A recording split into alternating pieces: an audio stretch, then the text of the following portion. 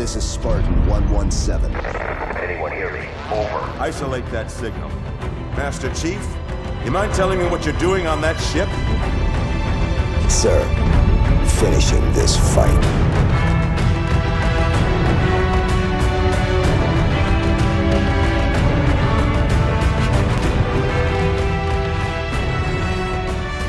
Welcome back to Finish the Fight, a Halo podcast. I'm your host, Jesse Reiners. And I'm your host, Alex Kendall. And I am really excited to talk about, some of the community updates we do before today's episode. So the first being that the modding community is just going crazy with everything that's going on with Reach on PC.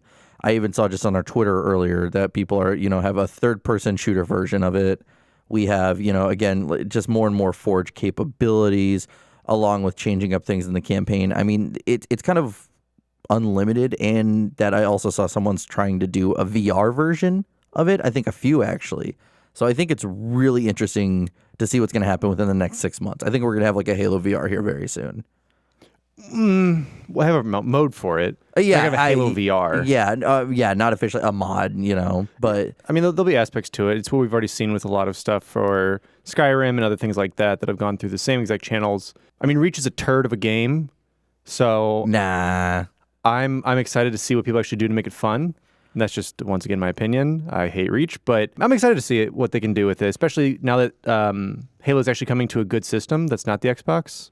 Well, we'll debate our opinions a little bit more on our Halo Reach episode coming out next month. But, another thing I do want to talk about, and I think, everyone's been talking about it for the past week or so, is that Xbox finally revealed what we've been waiting for the past year. They revealed their Xbox Series X.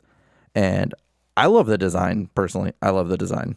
I think it's built really well for the hopes that it's modular. That you can actually add or subtract RAM, drives, things like that, components that people have been wanting for a while. I think that's what they're shooting for, that they're done with the generation thing. It's just, now it's upgrades.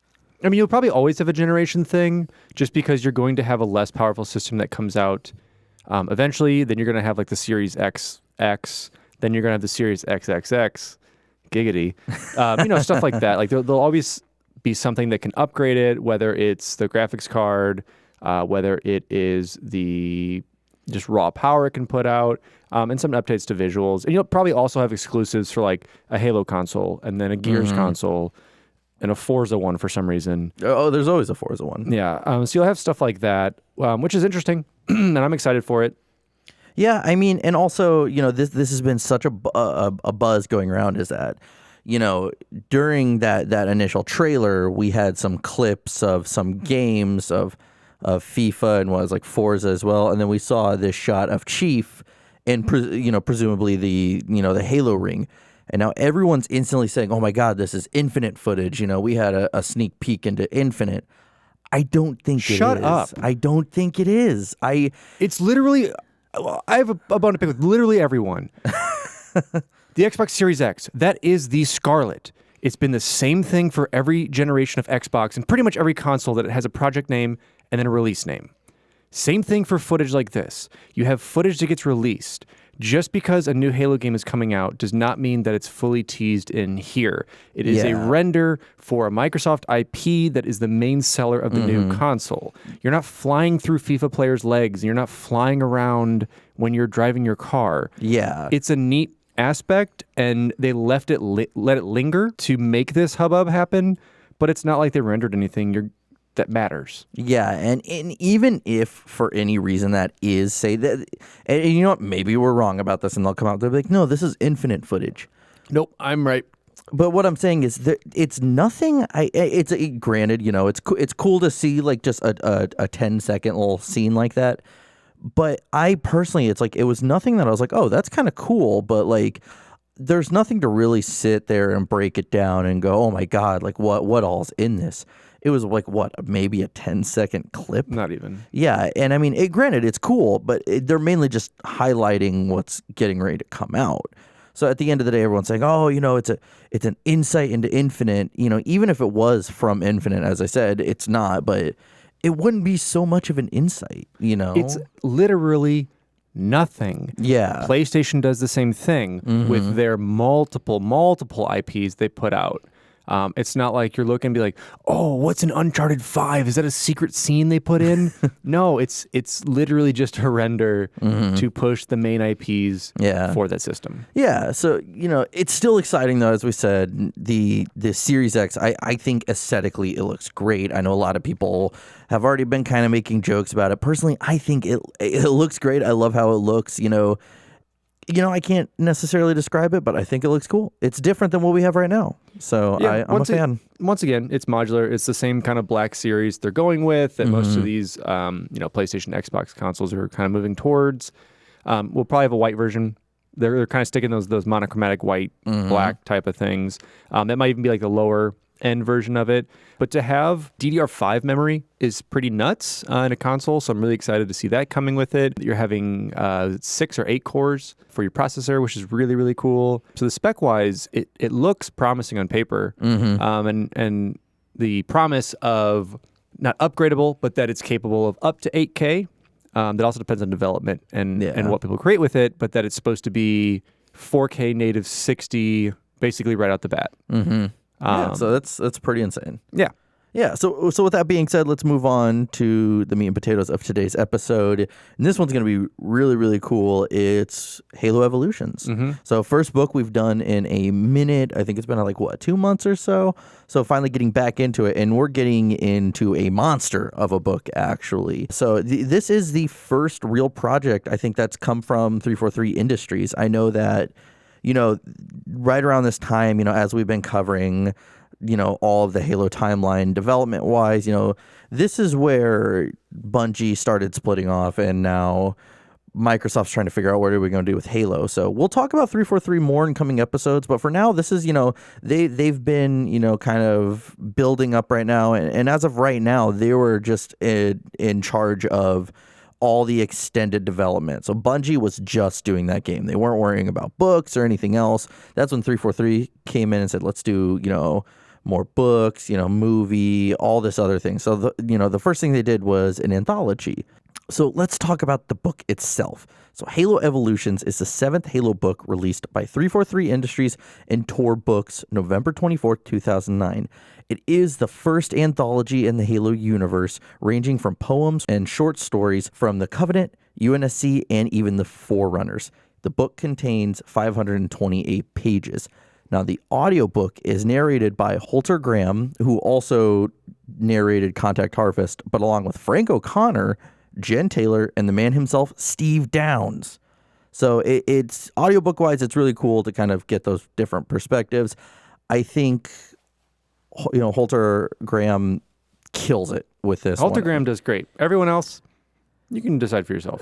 but he really, he is so cool. We go into Pariah, and at one point they describe a character whose tongue is kind of deformed and how he talks, and Graham really kind of resonates that in there too, like how he changes his voices and he does different accents. It's really cool. So now let's move on to writing the book itself. Yeah, so we start off with the chance to explore corners of the Halo universe, whether obscure or popular, is something we are always excited to do. But the chance to shine light on these dark corners with the talents of these wonderful luminaries is pleasure indeed. The combination of fresh eyes and old hands guarantees a brilliant continuation of a Halo tradition, brought to you by Frank O'Connor himself. Yeah, so, Frank O'Connor at this point is the head of 343, or creative director of 343. As I said, they're responsible for all this stuff that isn't Halo Reach, because that's what's being developed right now. So as 343 Industries was in its infancy, the company looked to come out swinging with the first official media release and really show fans all corners of the Halo universe. In August of 2009, Tor Books and 343 Industries would officially announce Halo Evolutions. 343 Industries always wanted to add in Easter eggs to the stories that would give some insight into, future events of the Halo universe, and we'll talk about that as we, cover things a little more. But, with this book being the first real anthology of the Halo universe, it was featuring work from a lot of famous writers. So let's break down all the writers who had a hand in this anthology. So we had Tobias Buckell, who, did the Cold Protocol along with, Sly Mongoose. We have B.K. Evison, who is the author of Last Days and Open Curtain. We have Jonathan Goff, who does all the poems for this book, which it's kind of cool to have poems in there. He's a writer and artist for 343 Industries.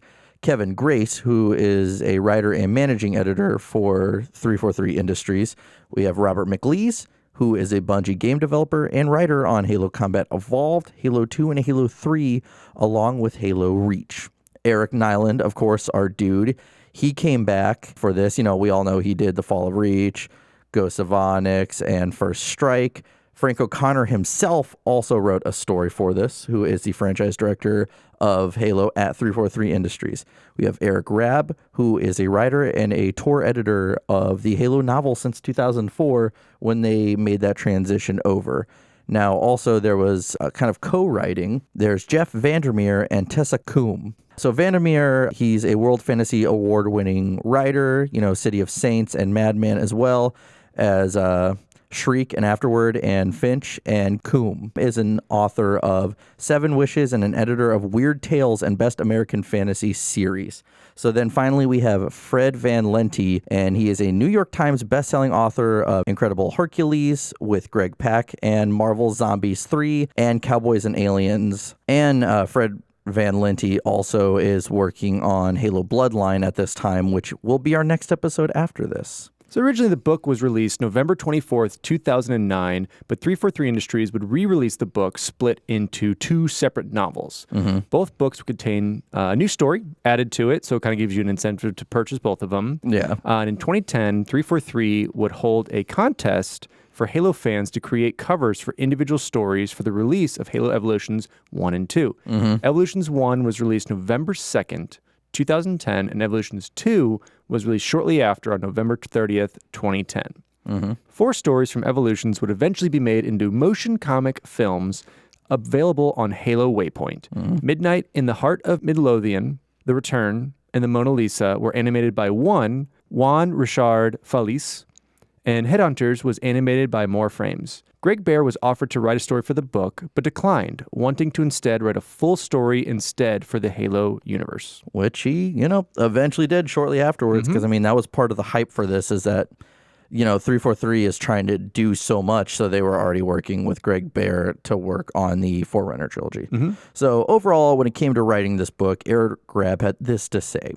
There are so many interesting and exciting playgrounds that are spawning from every Halo offering. This is a great chance to watch writers have some fun with these areas and expand on some of the unexplored mythos and characters, while at the same time creating ones as well. Think of the short story collection as a new litter of Halo stories, each excitingly unique.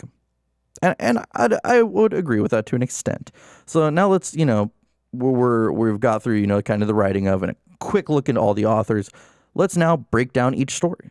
So, you know, first let's start with the official summary of the book itself, which is when humanity expanded beyond the safety of Earth to new stars and horizons, they never dreamed what dangers they would encounter there. When the alien juggernaut known as the Covenant declared holy war upon the fragile human empire, millions of lives were lost, but millions of heroes rose to the challenge. In such a far-reaching conflict, not many of the stories of those heroes, both human and alien, have a chance to become a legend. This collection holds 11 stories that dive into the depths of the vast Halo universe, not only from the perspective of those who fought and died to save humanity, but also those who vowed to wipe humanity out of existence. So now let's start with the first thing that's on here, which is Beyond. So it's written by Jonathan Goff, and the cover art is by Nicholas Sparth Bouvier. So this is a poem. So, you know, we're going to be doing quick summaries of the rest of the stories, but the poems we're going to read out for you because they're short and sweet. All right, so pull up a chair, light that fire in the hearth, get a nice warm drink, and cozy up real quick. I got this for you. Turn the volume up in your headphones. Get real cozy. Beyond. There is majesty here, beyond reason, beyond understanding, vast in its implications. What wonders offered around each new corner, over every skyward peak, or hidden deep within the shadows of each sunken valley, the questions raise. In astonishment, in fear, in such glories can be divined, yet forgotten, lost to time, strewn about the entirety of the stars. What then are we? Be us man, or be us monster, in light of knowledge so vast, so far beyond, superior, even to our dreams, our petty confrontations, what weighed against the sins we sow, what matter then, our fate amongst the cosmos, eternal, in light of the halo, its luminous glow. I kind of hate poetry.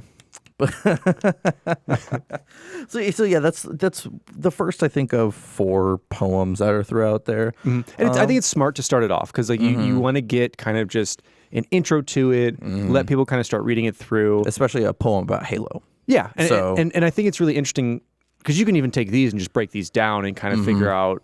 Because I mean, I remember taking classes in high school of just doing that line by line. What do they mean? What is this? Because we'll get to one later that kind of talks about how Chief Cortana somehow lasts throughout, even as planets are burning. It's a really neat poem. Yeah. So now let's move on to Pariah. So this is written by B.K. Evanson, and the cover art is by Levi Hoffmeyer. So this is a really good story. Yeah, I think they come out swinging with this one. Yeah, this is one that it basically tells the story of the Spartan 2 experiment, and it follows a specific candidate that we have because we go through and we discover Soren. Yeah. It's during when Catherine Halsey's actually going and meeting these candidates. And so she goes to Dwarka, and so she meets Soren, who's an orphan. And so she kind of sees that he's in foster care. His parents had died from both getting sick, or his mom and his stepmom. Stepdad. Stepdad. And so then she says, you know what, I'm going to, originally she's going and she's picking like, we're going to get that kid, we're going to get that kid. But she says, I'm going to give you a choice. You can come with, like you can be part of this experiment, because she kind of breaks it out. Like she's kind of vague. She's like, you're going to be part of something big. And she's like, you can come with, or you can stay here. And he's like, let's go. Yeah, because she said, I don't really want to do this, but I'm going to give you the option. Like, do you want to come along and do this thing? And she doesn't offer that to any other Spartans. We kind of see this as the story goes on. But it's very interesting because as far as Oni knows, both parents died of a sickness that is kind of plague, because they live on this kind of outer world that is doing some shady stuff. So they don't necessarily have all the medical stuff all over the place and things they need. So this thing that can be cured, I think they're talking about relatively easily with medical attention, because it's kind of like a flu-like symptom that kills you within a couple days. Yeah. Well, he goes on, and so Halsey's like, oh, yep, his mom and stepdad died, but, really kind of what happened is now he then goes into kind of like a flashback, and you find out that his mom was dying, and his stepdad, they're kind of vague about it. He's running some kind of illegal operation, a farm. He's growing weed. I don't know what he's doing out there. I think he's growing some type of drug plant. Yeah. It's not legal out there yet. Weed isn't, but it'll get there eventually, 2020. But no, so his mom is dying, and his stepdad's like, no, I don't want to bring doctors out here. We're doing something really shady. So his mom dies. And so his stepdad, it's kind of his stepdad's fault because he doesn't take him or take her to get attention or bring a doctor out there.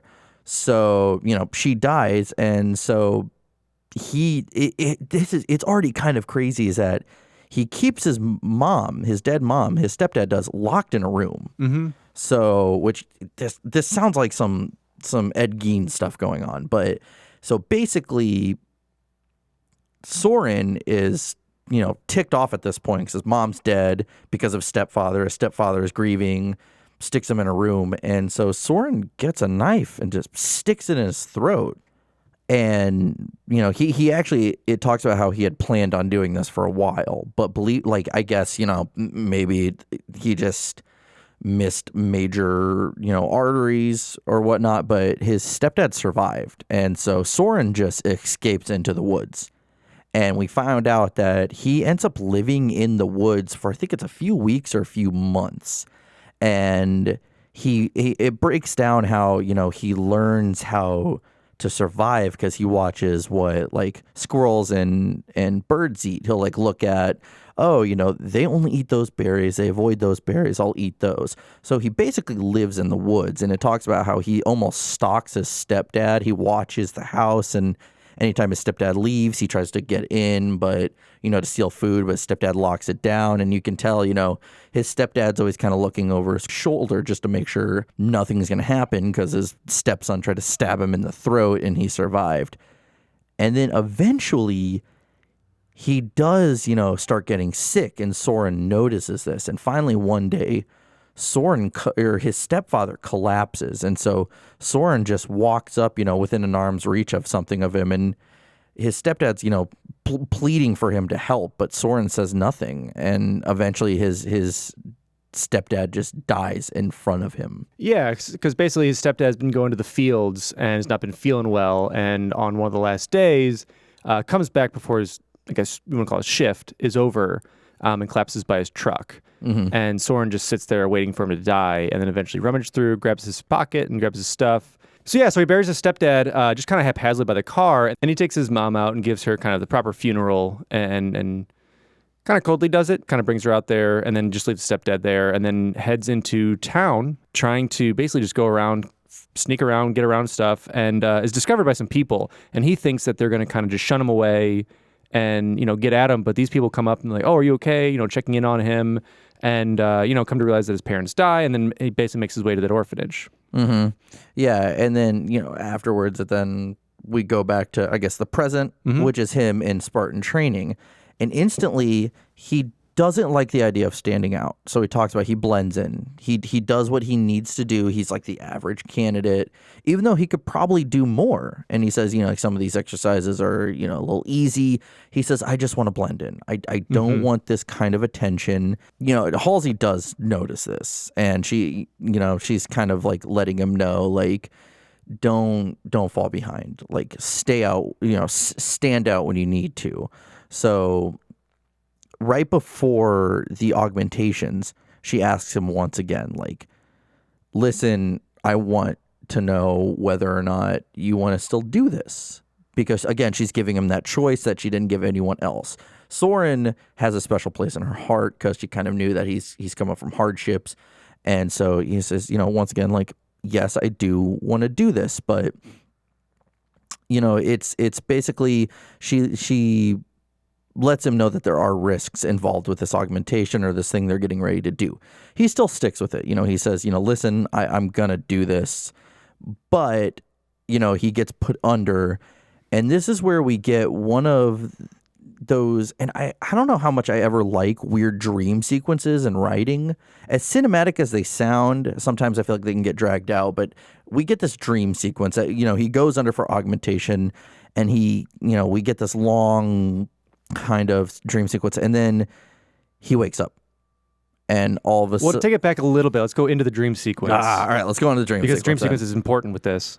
So the dream sequence is going back to his own planet and back to with his mother and father, and he keeps seeing kind of like this shadow over him, and basically cannot fight it off, and keeps feeling that he needs to kind of sleep and be held down, and he eventually comes to at some points and keeps hearing these voices.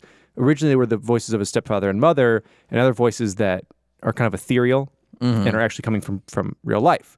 And it's that he's flatlining, that he's doing this, that this is happening, and so we're kind of giving insight that maybe his augmentation didn't go as well or is not going as well, just because he's kind of having that sequence of his body, his mind is still kind of keeping him away from the reality of what's happening thus far. Yeah, so he does wake up, and instantly he's like strapped to this bed, and he notices he just breaks out easily. And this doctor tries to give him some kind of injection to put him under, and he notices he just breaks the dude's wrist like it's nothing. And he says when he punches the guy just goes flying. So instantly he wakes up, and he's way stronger. And so he starts making his way out. He battles through some Marines, and he does see Mendez finally stops him with a bunch of Marines. He's at one end of the hall, they're at the other, and they put him out. They hit him with some tranquilizers, and they put him out. And he talks about also is that he feels like his skin is on fire this whole time. Like he's just in this unbearable pain to almost this point he becomes feral because he doesn't know what to do with his body other than move as quickly as possible and fight off everything. But he does get put under, And he wakes up again, and it's almost like this, he's in this cell, and he has these titanium wristbands on now. And I like that it does say that he can't break out of these easily. So it almost implies that he could break out of those two if he wanted. But this time, Dr. Halsey does come in. And so it says at one point, she sits within arm's reach of him. So she sits down on the ground with him, and you could tell she's super upset about this idea that he's just, basically deformed at this point. It talks about how he has trouble speaking, and he still feels like he's in so much pain. And she talks about how he was under for 3 months after the augmentation. And just when they thought he was going to die, he came out of it. And so, we actually flatlined for 14 minutes. Yeah. And so, basically his muscles grew in certain areas and his bone density increased, but only in like certain areas, and it was unpredictable. So, and they said that, these fancy terms go above me, but the carbide ceramic ossification process is what kind of saved him. And so it's basically your bones hardening. It's more calcium. And so it says one leg is normal, but the other is kind of, a little bigger and bowed and twisted. And it's like one leg is 6 inches shorter than the other. And same with his arms as well. So he really kind of I can only literally think of the Hunchback of Notre Dame. That's what he kind of came out looking like. But if he was also 70 times stronger than that guy. So, it shows that they're still kind of giving him some training, and they're giving him painkillers, a massive amount of painkillers, so that he doesn't feel like his skin is on fire 24/7. And he starts to wean himself off of this. I like this. He eventually gets to the point to where he doesn't take any. Before it's let's say he takes 10, and then now he's only taking 9, and then 8. So eventually he just puts him in a sock drawer, and he's just like, okay, cool. I don't need these anymore.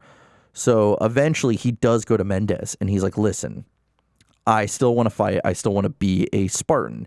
And this scene, if you've ever seen 300, it kind of resonates along the lines of when that deformed Spartan comes to King Leonidas and is like, I want to be part of your crew. Because what he says is, with your deformities, he says 2 things. He goes, 1, all your other Spartans are going to rely on trying to protect you because you're going to fall behind. You're not as strong as them. And 2, you can't even fit in any kind of the armor that we have because you're so deformed. And so eventually this leads him to just a desk job. Which, hey, man, if it's got benefits, I don't see that as an issue. But for him as a Spartan, because one of the biggest things that Halsey's said multiple times throughout his life is that you don't want to be left behind. And so that's why he's agreed to everything thus far that Halsey's basically made him do. And so he goes to this desk job. It's basically just pushing paperwork, and is promised that, okay, we don't have a spot for you right, but we'll have something for you soon.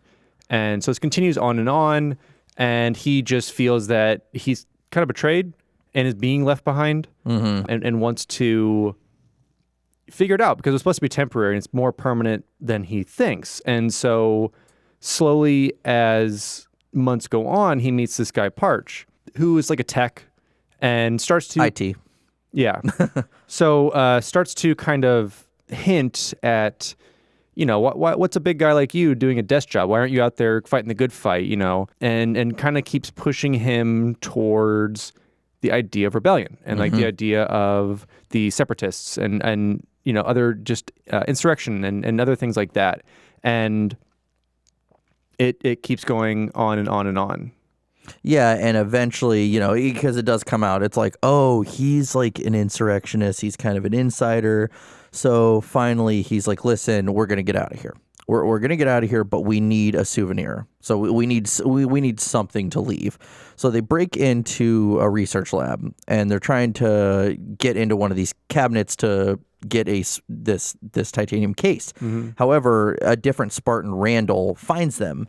And he's kind of suspicious from the very get-go. He's like, okay, you're a technician. It kind of makes sense why you're in here, even though it's after hours. He's like, Soren, what are you doing in here, though? And he's like, I'm just trying to help him out. And he's like, let's go talk to, who's ever in charge of all this just to see. So as they walk out, Soren and Randall fight, but Parch does take him out with a tranquilizer dart. But Soren, I like this little detail that Soren is choking him out and notices that, he goes limp way too quick. He's clearly faking it. And eventually Parch is like, I hit him with a dart. You need to stop or you're going to kill this guy. So they do, they're going to escape Reach because, we all know it's on Reach. So they get on a Pelican and it's got a dumb AI who is Captain Teach, who is a pirate. Yeah, I mean, he talks about, he just talks in pirate idioms or whatever you want to, call it. So, eventually though, they do get, and it's a longsword, not a pelican, but, as they're trying to escape, they do get shot down by other longswords. And so I think that's even to the point, because at one point, Soren is like, no, screw this. Like, let's go back. Like, clearly we're going to get busted. And the pirate AI is actually like, no, you're not going to surrender. Sorry. And then dips out. And so, they do get shot down and the longsword goes into the forest and Reach. And so they find Parch's body, but they do not find Soren's body. And so by the end of it, Dr. Halsey and Mendez are kind of talking about it. And she believes, listen, he spent a long time in the forest. He knows how to survive. The only reason we didn't find a body is because he did not want us to find a body. But, basically, then it kind of comes up and Halsey's like, he's not a traitor. He wanted a purpose. She calls him a lost soul. He felt like he had no purpose and he didn't know what to do. And she's saddened by this. And you're definitely like, oh, shit, this does suck. And so she says, listen, there's no body. We don't know if he's alive or dead. He's officially declared MIA, which I think is the first time a Spartan has been declared MIA. I could be wrong. But so, yeah, that was Pariah. And talk about a dark story coming out of the gate. Yeah, it was an interesting one. It's one where Halsey kind of admits that, that Soren was an experiment, because in every experiment you need to control, and so he was the only one that was told all these things. And so Halsey's pretty cold about it.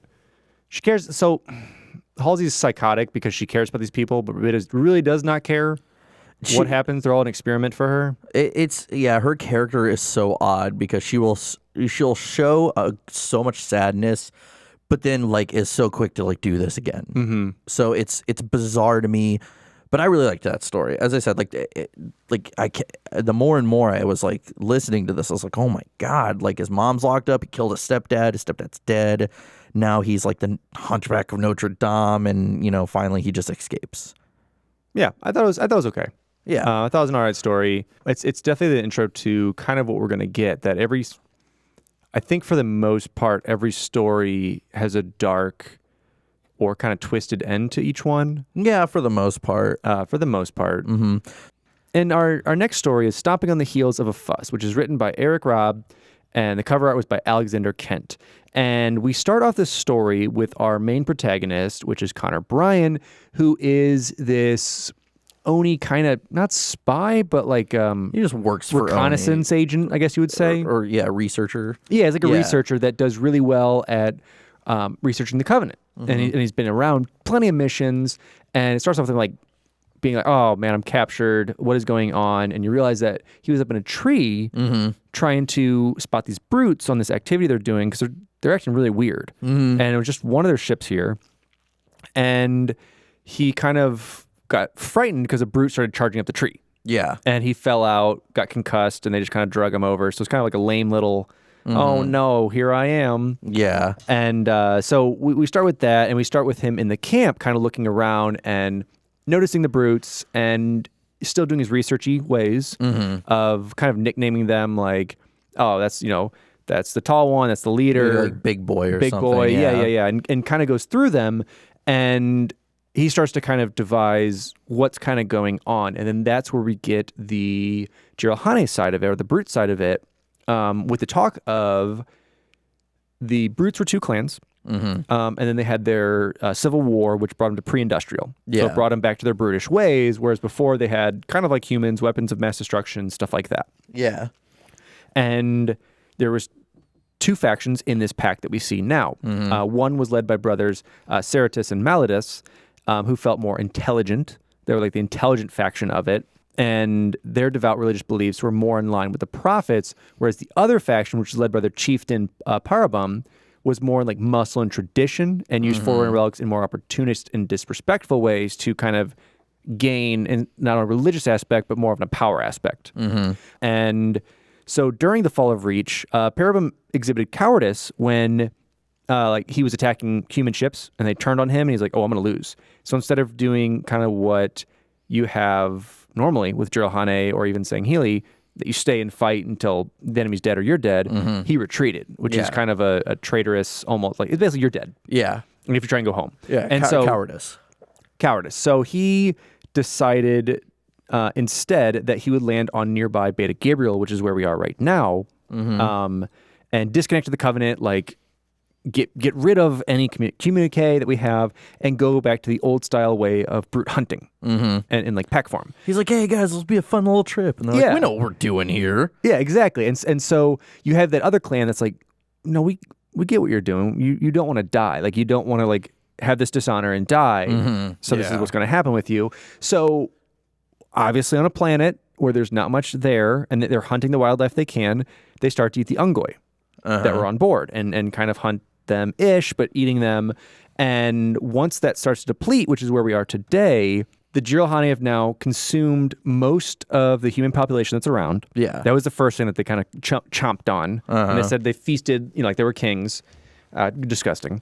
Then they ate the Ungoi, and now they're kind of dwindling. And so they only reserve the feasting on humans if there is a special hunt for them. So they have to actually go physically hunt them and the thrill of the hunt and get like the kill of the hunt. So like, I think in their mind, it's more like, hey, we actually did it, so we deserve this type thing. And to kind of keep a little bit of order.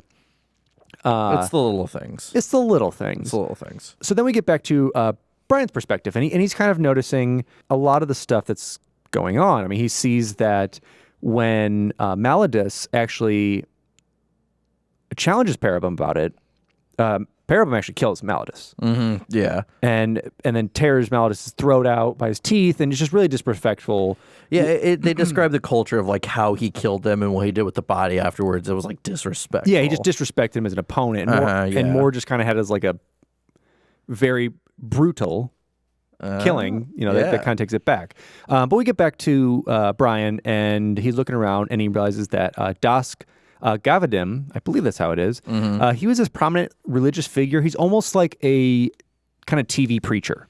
Yeah, like borderline cult leader. Exactly, because everyone kind of knew him, and he had all these like books on tape for his things, and it was thought that he is dead, that he went missing and died. Well, he preached like transcendence. Yeah. Like you'll transcend to the next realm, and then he disappeared, and all of a sudden everyone's like, oh my God, it's true, because apparently it's that believable. So yeah, he disappeared, and everyone's like, it must be true. He must have descended. But then that helped his sales go up. Like that was one of his biggest things. Like his sales of all of his books and his audiobooks and his tapes like skyrocketed after that. Yeah, don't use his Audible trial though. Use ours. Yeah, and so he discovers them and kind of starts to talk to him a little bit, and then they kind of look over, and then the brutes are getting kind of antsy, and they come over, and there's one of the captives, Haig, who's in there. They decide that they're just going to kill him for fun. Yeah, take him out and do this. And so Parabum, who is trying to keep this order, kind of continues to intimidate the other Jiralhane around him, because he comes back from this hunt that he was previously on. And all of this is kind of this slow role to Ceratus, who was Malleus' brother. Malleus died. Malleus was the stronger of the two, and Ceratus has like no being trying to take on this giant chieftain. Yeah. So he starts to think of ways to make people turn against the chieftain. Yeah. And one is by this big brute, Hamidus. Hamidus is just like, I think he's the biggest of the brutes, but he's young. He's like the youngest and dumbest, but biggest. Yeah. Yeah. So impressionable. Exactly. So he still can get like intimidated, and the chieftain kind of does that. So anyway, as this goes through, we see Brian start to formulate a plan. Yeah. And he's been studying the brutes. He sees the culture. He sees, oh, something's going to go down soon. Yeah, they're all going to get pissed and fight. And so as this starts to build up, as they kind of, rile both sides, because you have one side being like, oh, we have to go home. Yeah. Like, we have to tell the prophets what has happened, while the other side's like, no, we stay here. This is what we do. This battle starts to ensue. Yeah. And that's when Brian, he actually devises a plan with the rest of the prisoners. He says, listen, I still have my tranquilizer gun. So when this fight goes down, I'm going to trank as many as possible, and we're going to run up this hill behind us. We're going to get out. So basically, it's what happens. I know at one point, one of the prisoners actually, like, they look back. One prisoner gets killed, and then another prisoner just grabs like a gun, like a spiker, and starts like shooting a bunch of the brutes before they rip her up too. So there's like one that's like already like crazy, because they talk about how they're like starving and dehydrated. So because there was a number of prisoners. I mean, like, just from the writing, I mean, we heard one-liners from at least 10 or so others. So there was a decent enough encampment that they were able to make it out, break out of their whatever cages they had, and pick up some fallen weapons and create a little bit of resistance. But the idea was to get everyone to go to the fallback camp, which was where Brian was going to be picked up from. Yeah, so yeah, they were going to pick up Brian, after X amount of time, and so he's like, listen, we have till this time to get there. The only people that make it back are Brian and Dask, and so they kind of do that sigh of relief, like hands on their hips, look at each other like, whew, we made it, like, can't believe it. And so, they're getting ready to get out of there. And all of a sudden, Dask gets his hands on a pistol and shoots Brian in the head. And we realize that Dask is like, no, I can't be found. Like, it will not make me legitimate anymore. People will know that I'm bullshit. So he basically just returns to the scene of that giant fight where everybody's dead. The humans, the brutes, everyone's dead. And he just kind of goes and just is like, I'm back to being alone. It says that he just wanders around, and he just ends up just hiding. Yeah, feeling more lonely than he's ever felt in his life. Yeah, like, and you're just like, what the, like, and that was like definitely like a twist. I was like, holy shit. Like, after all that, like, they get out, and Dask is like, nope, no one can know I'm alive. So that was the end of that one. Yeah, and that one I liked. That was the first one that kind of got me, because I really enjoyed the first one that we start to see some Spartan 2 stuff and more into other Spartan 2s.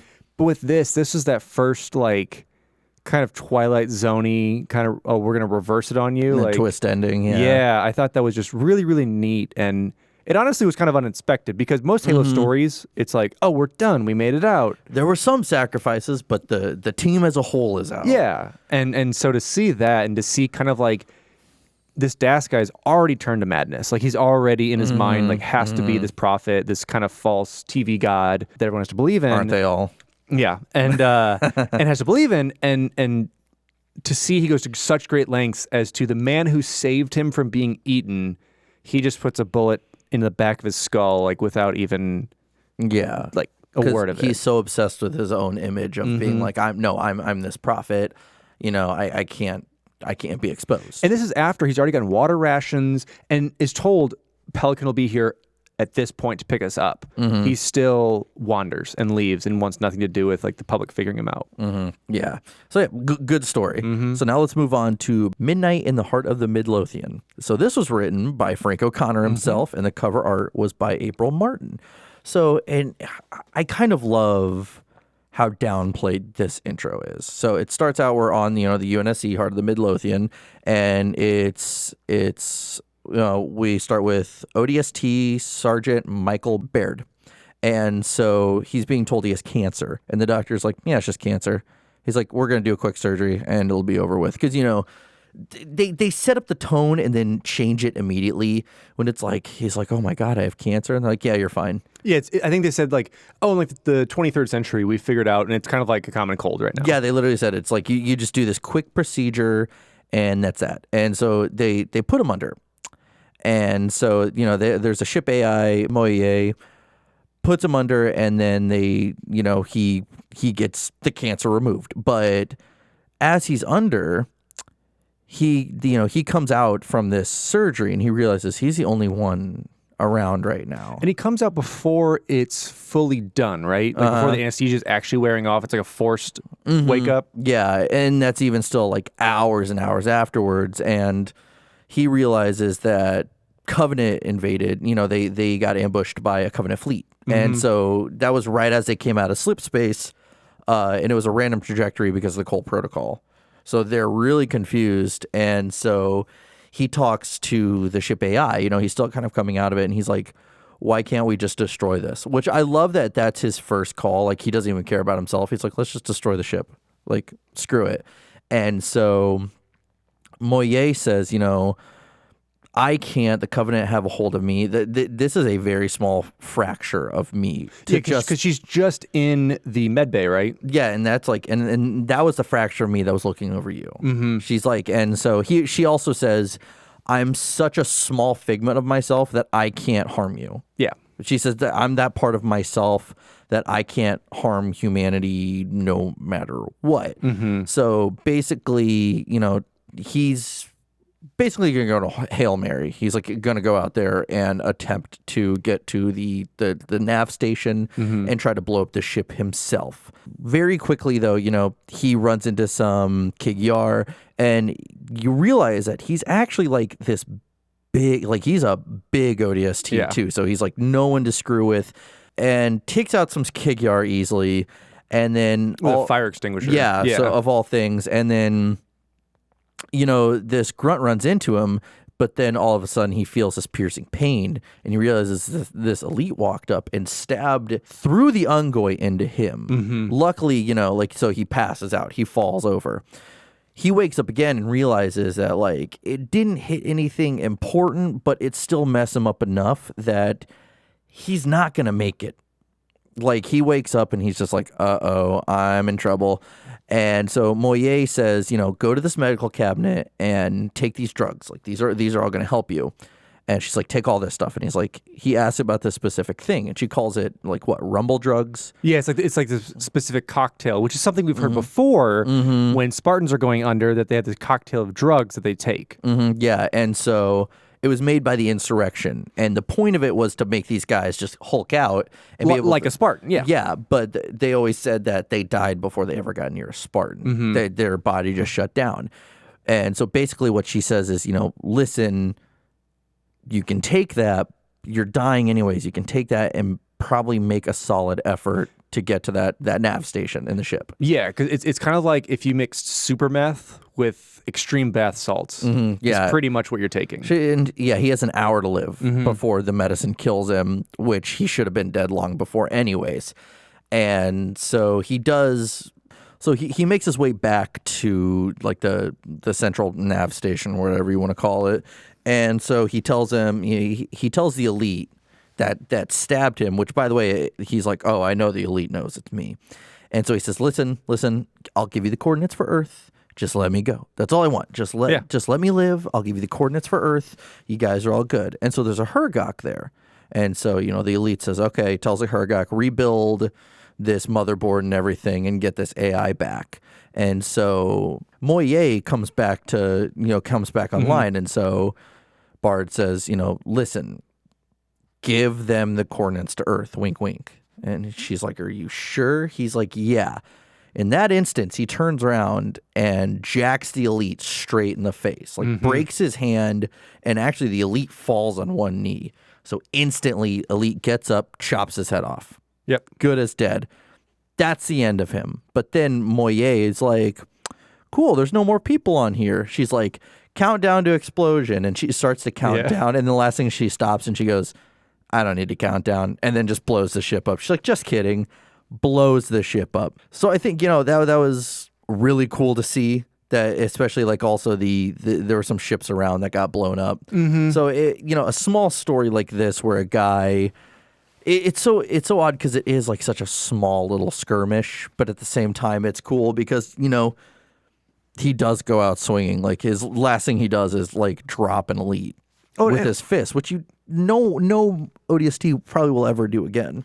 Well, and it's cool too because there's obviously in something like this expands galaxies and universes and slip space. There's all these little skirmishes like this that'll happen because I believe this was a squadron of basically like TAC troopers that attacked, right? Like they burrowed into the side of the ship and they just were in before anyone knew anyone was there. So you basically took out all these Spec Op Covenant with this. And it's just really a neat instance because I remember his original plan was, okay, can you slip space jump us into the closest sun? Yeah. And just end this. And she's like, no, I can't. Through these laws, I can't harm humans. So it's really cool to see that workaround. And then just like the cheekiness of an AI at the end, it's like, I think she got off to like 20 or something. Yeah. And like they were trying to run for the ship. And she's like, oh, never mind, just kidding. Yeah, and then blows him up immediately. Yeah. I thought that was such a neat story. Especially written by Frank O'Connor, too. Mm-hmm. And it gets us back to the Halo-y feel of the badassery of like going down swinging, baby. Yeah, those one-liners and whatnot. Like, yeah.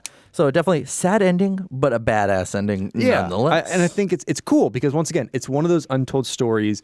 And I always love that there is a way for the Halo universe to retcon how we know those stories through those little black boxes that are released through the ships, through different AI transmissions. I always thought that was just really neat because we're going to see a little bit more of that in the future about how certain events happen and how they're recorded. Yeah. So then next we have Dirt. Yeah, so our next one is Dirt, which is written by Tobias Buckle, cover art by James Babel or Bible. I don't know the difference. Let's go with Bible. James Bible is James cooler. Bible Babel. So story starts out as the Rookie. So it's an ODST who discovers a crashed Pelican dropship. And not far from where that site is, he finds this mortally wounded veteran ODST, Gage Yavenge. And despite the Rookie's objections that they don't have time for a story, Yavenge insists on relating his life story. He's like, I just love in this, like, sit down, son. I'm going to tell you my life story. It was funny because I immediately was like, this is going to be dumb. I was like, what? You're in the middle of this battlefield. And you discover this crashed Pelican, and this Rookie's like, shut up and listen, Rookie. There's something important I have to tell you about friends, betrayal, loss. If you keep your head up and do what I tell you, you might even live long enough to tell someone what happened here. And I'm like, that's the most cliched. This is what I was talking about earlier. Yeah. It's like one of the most cliched, like, son, I got to tell you something real quick.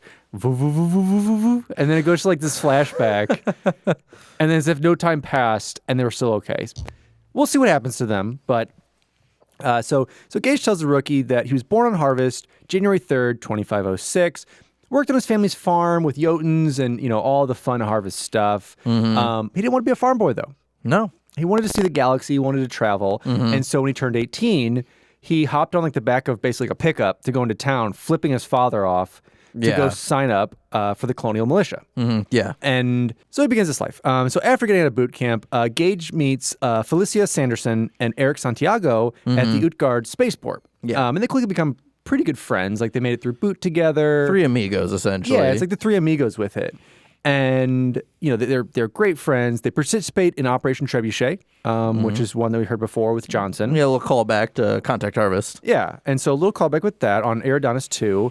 Doing small jobs such as investigating possible any activity and riot control. Like, don't they talk about they just show up to areas right as insurrectionists are leaving? Like, they really never see action. Yeah, because they're always saying, like, who of us is like a spy or who of us is relaying this information because they're like, this is like their sixth mission where everything was already cleared out and there was no one there. Yeah. And they keep saying like, what is going on? It's almost like dinner's still warm. Yeah. It's kind of like there's like a cup still spinning as like someone ran out.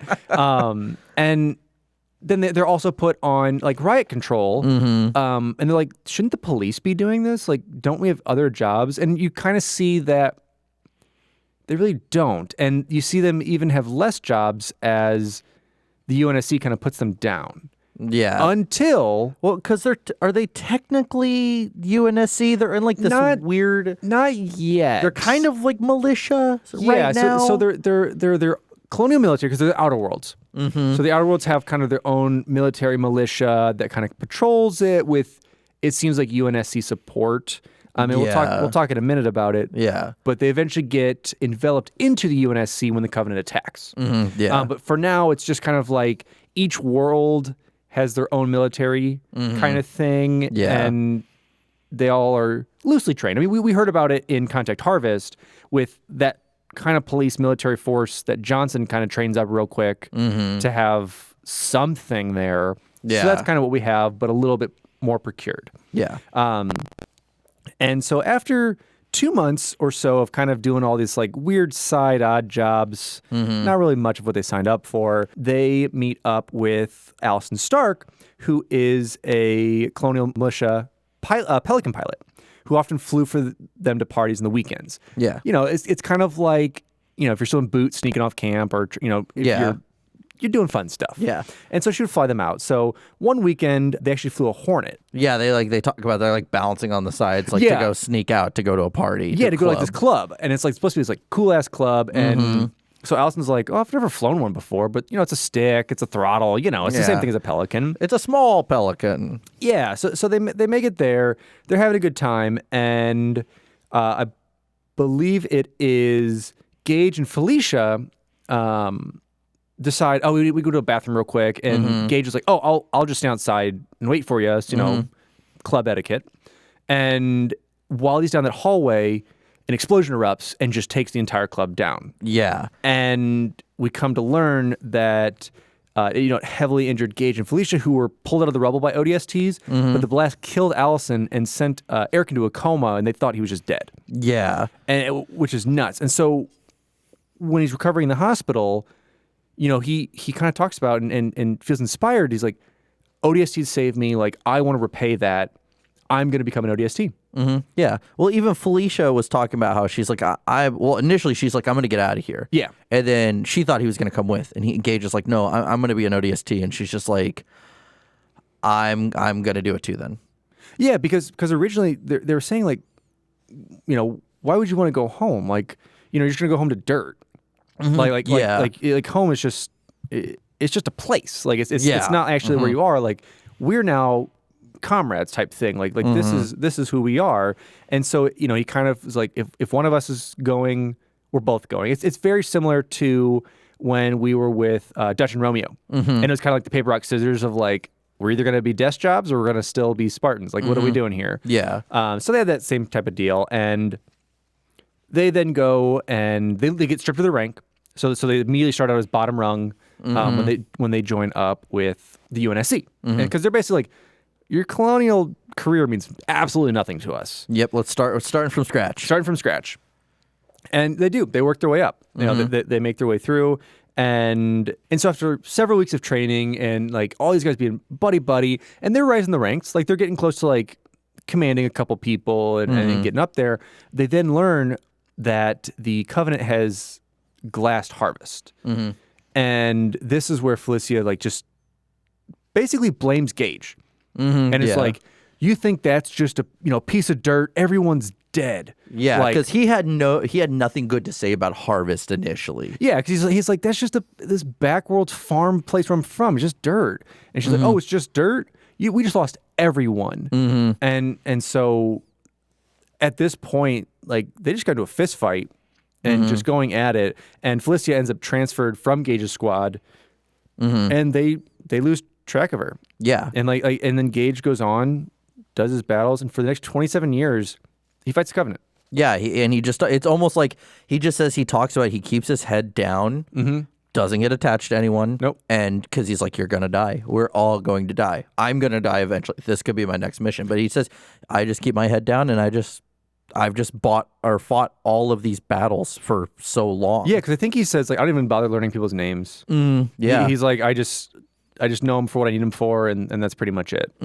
Yeah, and so that leads us to the Battle of Skopje? Yeah. So this is kind of 5 years before we get to kind of Master Chiefy. Yeah, and we're in 2547. Yeah, and I mean, yeah. So a few years before the Halo event, but Spartans are kind of a thing because during that battle they actually do meet a Spartan who comes in during the battle. Yeah, and then that to them, they're like, what is this? Like, who is this type thing? Yeah, so after this pretty insane battle of kind of going back and forth of dealing with these little Covenant skirmishes and this eventual Spartan who came in to kind of rescue them.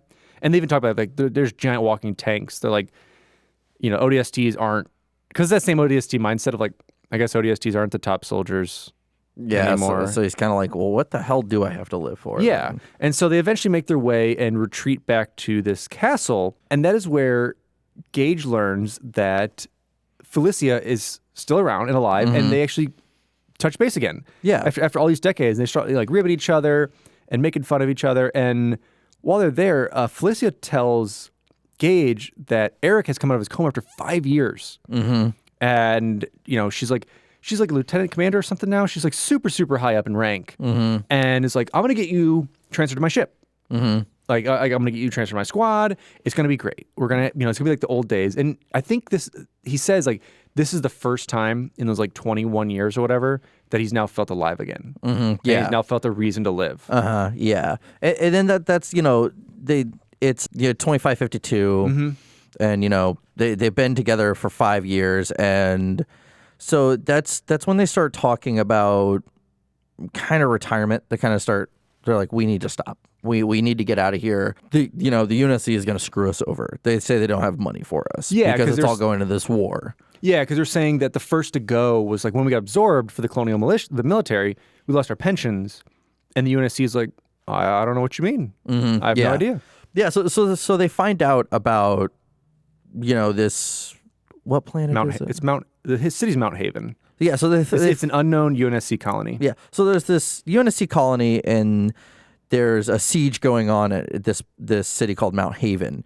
And so we learn, and again, like I told you before we started recording, that there are like some cliches in here. They're like, listen, we have to retrieve this artifact, but this artifact is right next to this bank. This bank is filled up with a bunch of gold. So it's the Fort Knox of whatever planet this is. So they're like, what we're going to do is we're still going to attempt to get this artifact, but what we're really going to do is take a bunch of ammunition boxes and fill up the whole Pelican with a bunch of gold boxes. So they go in and they basically do just that. They fill it up, it's gold, so it God knows how much that Pelican weighs by the end of it. Because I think they were even saying, like, they didn't even get everything. Like, they found these first 2 vaults, I believe, and even the pilot was like, whoa, we're getting pretty full here. Like, because I think they got a second Pelican as well, because they requested a second one to come in to help basically offlift this. Yeah, and so they also then they find a school teacher like hiding in this bank with a bunch of school kids, and they're like, oh my God, thank God you're here. Like, please help us. We have a bunch of children. And so Gage is like, oh God, we have to ditch this gold. And that's when Felicia is like, no, like, listen, like, we can't, like, it becomes like you see the struggle and all this tension of everyone who is just like, no, we worked for this, like. Well, they were saying, like, they're dead anyway. Yeah, they're dead anyway. Like, there's no way we can get them out of here safely and make this work.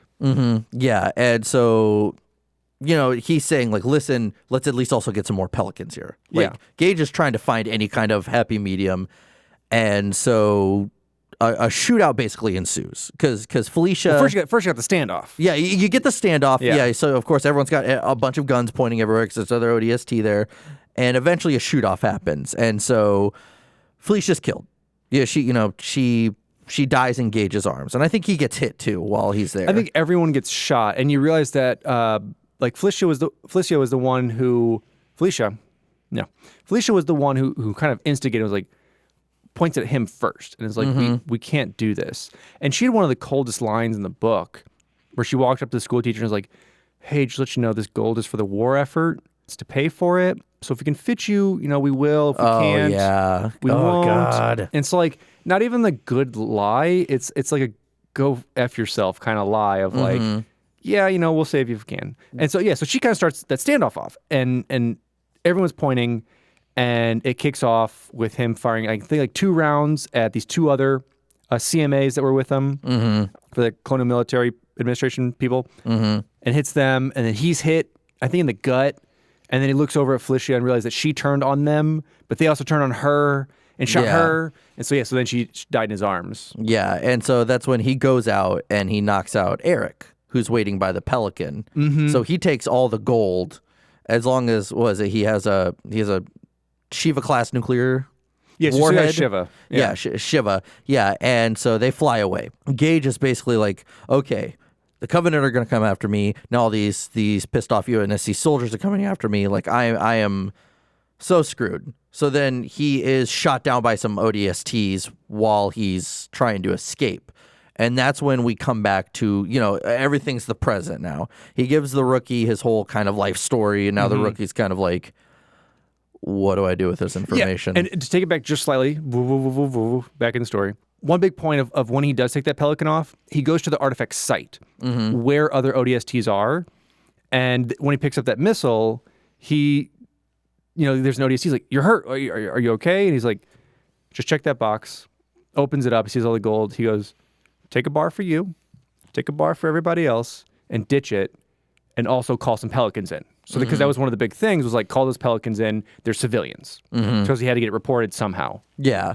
And so then, after all that happens, he comes back now to the present, and he's basically like, tells the rookie, like, listen, ditch most of your gear and get the hell out of here right now. He's like, this nuke's going to blow. Like, so get the hell out of here. And so basically that's exactly what happens is, he runs out of there. Gage detonates the nuke. He kills, a bunch of teammates along with thousands of Covenant troops. And the rookie is the only survivor after all of that. And so that's right, right as he, gets a hold of a Pelican, they're like, you need to go back to Earth. Or, we're going back to Earth because it's being attacked right now. So, they also get off that planet that's being glassed. So I'm just going to assume that this is the rookie from the ODST. He does have some dialogue, and they refer to him as the rookie. And I could be right or wrong. I've seen a lot of people refer to this as the rookie. It is just obscure that he does have dialogue when the rookie's character doesn't. Yeah, in ODST. And I guess honestly, you can retcon it however you want. It may have just been written in that this was a rookie that had no name. Yeah, well, so we have Palmer in Palace Hotel, spoiler, but that's not the Palmer from Halo 4 and 5 in the comics as well. So, yeah, I don't know. I mean, I think you can connect the dots if you want. But yeah, so stuff like that, you can look at it as is, take it at face value, or however you want to. So now we have, Dirt. I thought it was good. It was good. One, they referenced the title in it. Gotta love when they do that. I was confused at first why this is called Dirt, but I got it. Yeah, I thought, once again, I think out of everything within the Halo universe, I like more of the insurrectionist side and the colonial militia side. I think that's such a cool story that's told, but for the most part, it's not rarely, it is told from the insurrectionist kind of point of view at times. But I love to see the little guys. Like, I love to see the people who are not on top. I love to see people who are not Oni, who are not Spartans, who are not UNSC. So I think it's really cool to see that kind of fringe outside of it. And that's why I do love this grouping of stories. Yeah. I mean, I liked it. As I said, it did have those cliches, but they worked well, kind of like ODST. Maybe that was some inspiration for it, but it's just like, oh my God, you're dying. He's like, yeah, I'm dying. Let me tell you this long-winded, really long story. But I'm going to tell you a story about friendship and betrayal and gold bars. But the thing with that story, to take it back a little bit, is he did tell that story to waste the rookie's time to go, all right, thanks for listening. I was kind of just waiting for people to get here. You know how it is. Yeah. And then he was like, oh yeah, you need to get out of here. You need to get out of here. And then it does. And maybe this is the rookie because then all of a sudden that Pelican pilot is like, hey, we need to go back to Earth. It's under attack right now. Yeah, so it could be something like that. And the whole talk of this whole chapter is like, you don't learn people's names because everyone dies eventually, and that's kind of what we end up seeing. Yeah. Anyway, so it's very interesting. Yeah. So now we have another poem, Anchoron 7. So this was written once again by Jonathan Goff, and cover art was by Nicholas Sparth Bouvier. Bouvier. And I hope your fire's still roaring, and those slippers are still slipping, because I got a poem for you. Let's hear it. It's barren. The air chokes on dust and smoke. The ground cracks, surrendering to the heat. It's lonely, with only the dead as company. But anymore, this has become his closest companion, death. There was once a purpose to all this, a specific design. Soldiers sent forth in the name of retribution. In their path, an alien covenant, vast in number, ardent in their belief. Now, but one stands, only one survivor, his friends taken by conflict, their adversaries delivered unto. Alone now, he treks the wastelands, cut off, stranded, knowing somewhere above, out and beyond, his brothers, his sisters continue to struggle, continue to fight, to die, to strive. A million stars between here and home, a million enemies, more. Yet here he stands, ever vigilant, and here he'll stay, a lone warrior on a desolate plain. I'm going to assume that's about Master Chief. I believe so. I think this is the first of 2 about him. And this may also kind of talk about like the whole resolve of humanity as well. But I think specifically is a Master Chief poem. Yeah. So now we have Headhunters. It's written by Jonathan Goff, and cover art is by Garrett Post. This now breaks down Headhunters and Spartan 3s, and kind of, I mean, if not a lot of people did, but if you were to read this, it would give you a little more insight into the story of Halo Reach and why they're separate Spartans, not in just the suicidal companies. But, it talks about how, these Spartan 3s need to survive 2 or more of these like suicidal missions before, they go into 7 months of training. Kind of breaks down the whole history of them and how they're even a secret among the Spartan 3s themselves. Like they're super, super, super secret. Yeah, because this is probably the story that gives us the most into perceptible lore. I'll say that to start it. Like as far as mainstream lore you might know from the games or mainstream media, this is going to be probably the most that you'll get. Yeah, and it talks about how even, there's 6 squads or 6 teams, 17 soldiers who, are rotating in and out to fill the gaps left of MIA Spartans. And so this story specifically that we're talking about are Jonah and Roland. They're rated with excellent compatibility down to 97%.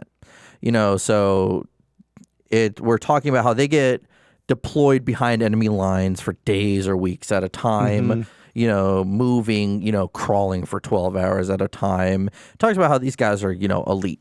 And so they are tasked to destroy a bunch of base camps on this Covenant-held moon. And they're also, there's another team of headhunters there too. So the point is, I think there's like 10 total. And they have to take out like 6, and the other team has to take out 4. So that's what they do. They go behind enemy lines, and they take them out. And it talks about a lot how, we learn a lot about their characters and how basically all they have to do is like talk. Yeah. While they're like, they said they'll spend 12 hours crawling through like mud just to stay quiet.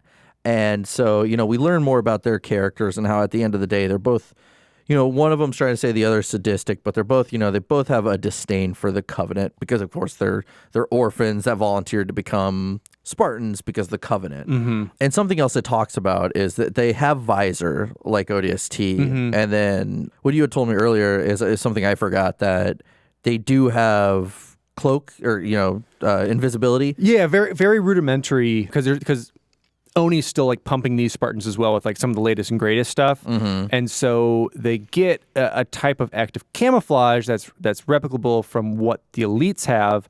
However, it only lasts for 30 or so seconds. And then it needs like a 5 to 8 minute recharge where almost all of the suit systems are like bottomed out. So it's like shields have like a sliver, and like every other like non-vital thing is pretty much shut down while it recharges.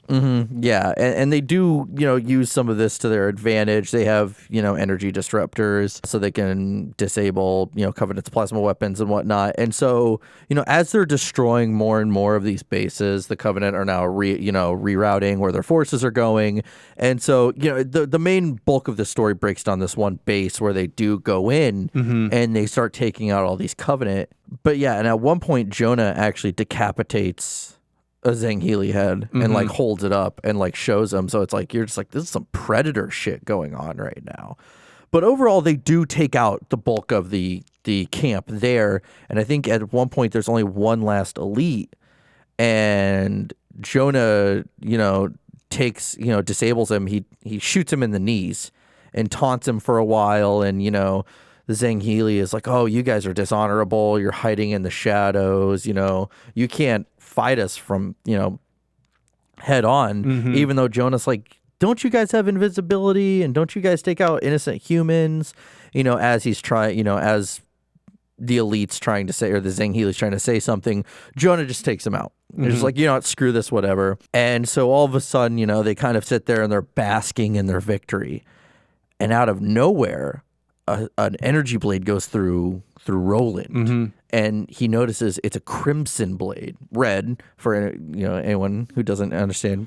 Yeah, the little creativity I tried to put into this. Well, and originally with it too, is Jonah sees it, and like they both look at it and they think that it's his blood boiling on it. They originally think that it's all red from his blood, but upon closer inspection, they realize it's a whole different type of blade.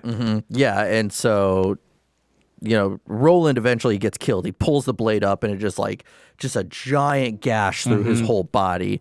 And so Jonah turns on his visor, and he realizes he's surrounded by cloaked elites, and he realizes that there's this special unit of elites created to take these headhunters out. And he even learns like the elite tells him like, your other squad of headhunters has already been taken out. We took you out.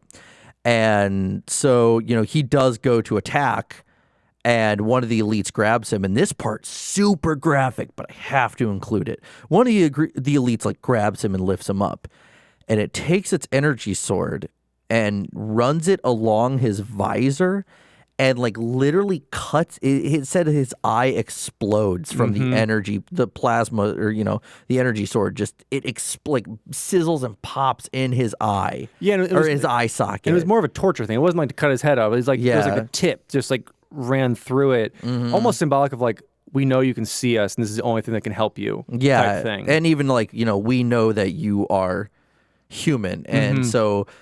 There are explosives there that those Zanghili don't know about that they planted. And so at the end of it, Jonah is actually very surprised and almost honored. He's like, look at this. Look how big of a threat we are. You guys say that humanity is worthless, yet, you guys are your own task force just to take us out. I think there's 6 of them total. And so, I think he says 2 of us and 6 of you or something. And then just detonates the bombs, takes it all out. But this one, that's the end of it. By the way, that's the end of the whole story. And we learned that they're also called the Silent Shadow, badass name. But this one, I think for the most part, there is a lot of dialogue. There's a part where I talk about where they have this debate on what this sniper is, whether it's a jackal or, who's going to be at the camp, whether it's, they call them gorillas or alligators or something like that. Yeah, so it's really interesting to see the talk of kind of wartime slang for who you're fighting. To kind of to what you do in human conflict is to dehumanize, literally dehumanize the others.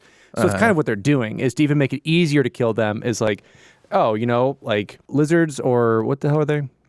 The gorillas or something. Call them lizards or gorillas or alligators. Yeah, they refer to them as animals, essentially. Yeah, because they were like, is it alligators or is it apes? Kind of trying to go through and is it brutes or is it elites? Elites. Thank you. Yeah, and so I mean, there was a lot of dialogue throughout that some of it was kind of boring for me. Don't get me wrong, I do like some dialogue, but some of it was uninteresting, and it just seems like that's just me, though. Jesse's just not a man of culture. I'm not a man, and that's fine. I never claimed to be. I would say the dialogue that was there was a quick and dirty way for you to relate and try and feel a connection with the Spartans. Yeah, I can see that. But yeah, because they basically talked about life back home, kind of with other Spartans. They talked about, you're just crazy. You're just a psychopath. It's little stuff to kind of really, get those heartstrings built up so that whenever, they die, you feel for it. Yeah. And I thought overall that did well, but I can agree. If you're going through all these stories like we did, there's some of these that were just pretty heavy on like Stephen King-esque info and some that just kind of zoomed through it. So I think you have to take and leave what you like and you don't like. Yeah.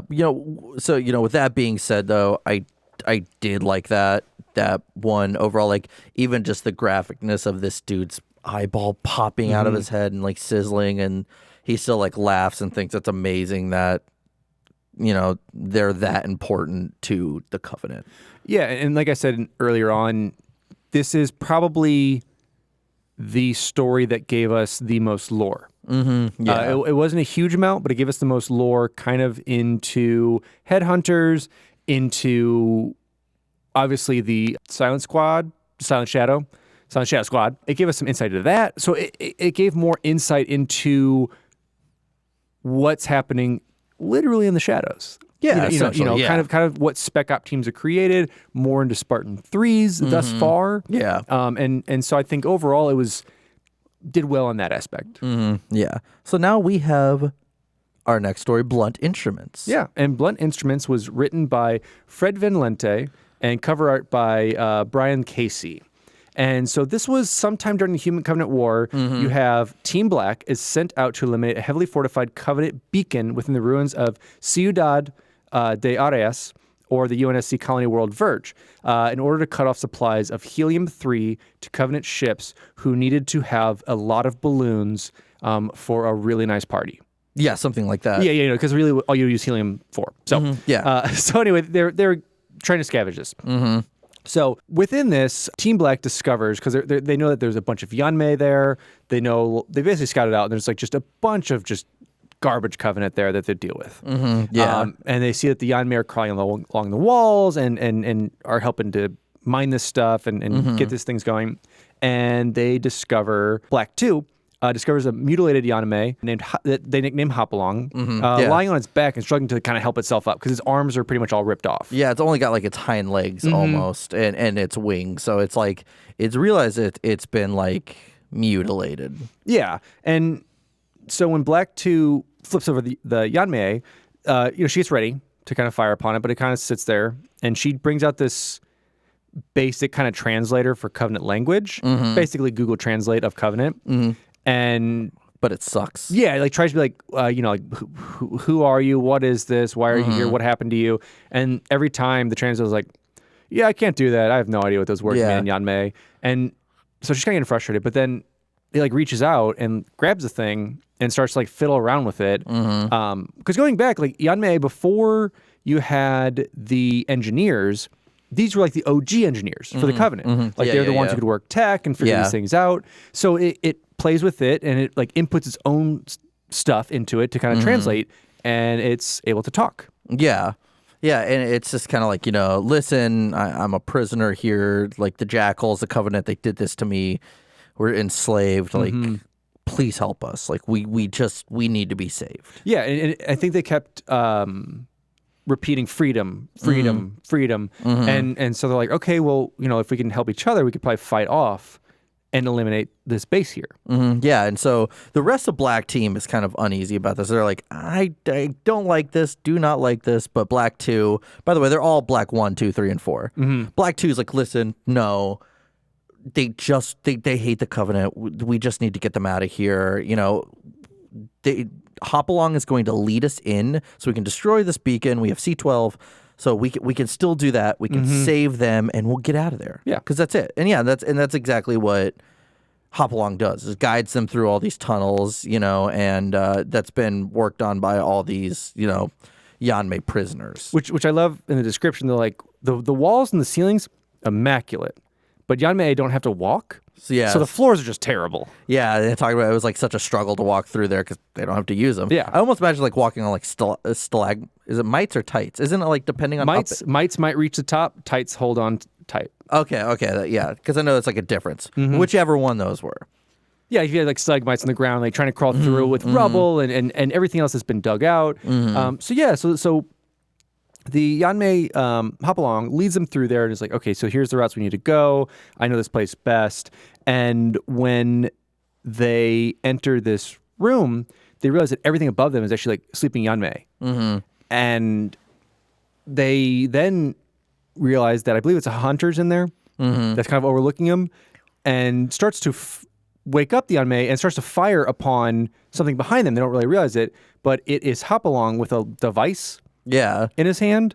Yeah, he's kind of like running away, and the hunters are like specifically going for this guy. Yeah, and you see it, like they're not even like phasing with Black Team. They're like going after him, and I think Black 2 realizes it too late and starts to try and fire upon him as well, but realizes it's like the button that releases their collars. Yeah, because it keeps saying freedom. That's the one thing that they can recognize. She, I believe, is Black 2 is saying freedom.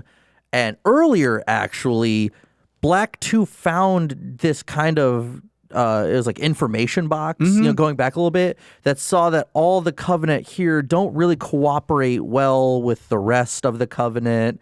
And she's like, didn't think anything of it. But then she realized, like, at that exact moment, like, oh my God. Oh, yeah, because I believe she saw that there was a Kigyar on it, and she thought the Kigyar had slaughtered all these Yanmei that were in the box, like that were like described, but realized that these were all Yanmei that had lost sight of doing anything with the Covenant, and they were actually ones that murdered other Yanmei and everything else. Yeah, so they were all, like, she realizes, like, oh God, that's what it means. Like, these are prisoners, like, and you see the hunters, the second they get like released, the hunters just get ripped to shreds. Yeah. Like, so you're just like, oh shit, here are thousands upon thousands of these guys. They're all convicts, essentially. They're all you're wanted for murder and whatnot. Yeah, so they're all murderers, like, even of their own kind. And so this is where everyone's just like, split. We need to get out of here. We need to go. And they lose touch with Black 3 because they all start checking over comms, like Black 1, Black 2, Black 4, and Black 3, they start to make it out and regroup and try and figure out where everybody is, and we get them all together. And this is where they start hearing kind of breathing and panting from Black 3. So Black 3 is still at least alive. Just passed out, I think they said. Yeah, and I think they ended up discovering that a Yanmei had picked him up and dropped him, and he like broke his ankle. Yeah. And so Black 2 is like, this is kind of on me. Let's go. And they figure out that there's train tunnel. I think like a subway tunnel, basically, below them. So they plan on, okay, what we're going to do, we're actually going to set that C-12 up here. And once that blows, takes this tunnel out, we're going to just ride that train down, block everything behind us, and just escape. So 1 and 4 make their way to the train, and Black 2 goes to find 3, who is struggling with this Yanmei. And she manages to save Black 3, kind of shoot some of them off, and tells Black 1, start that train up.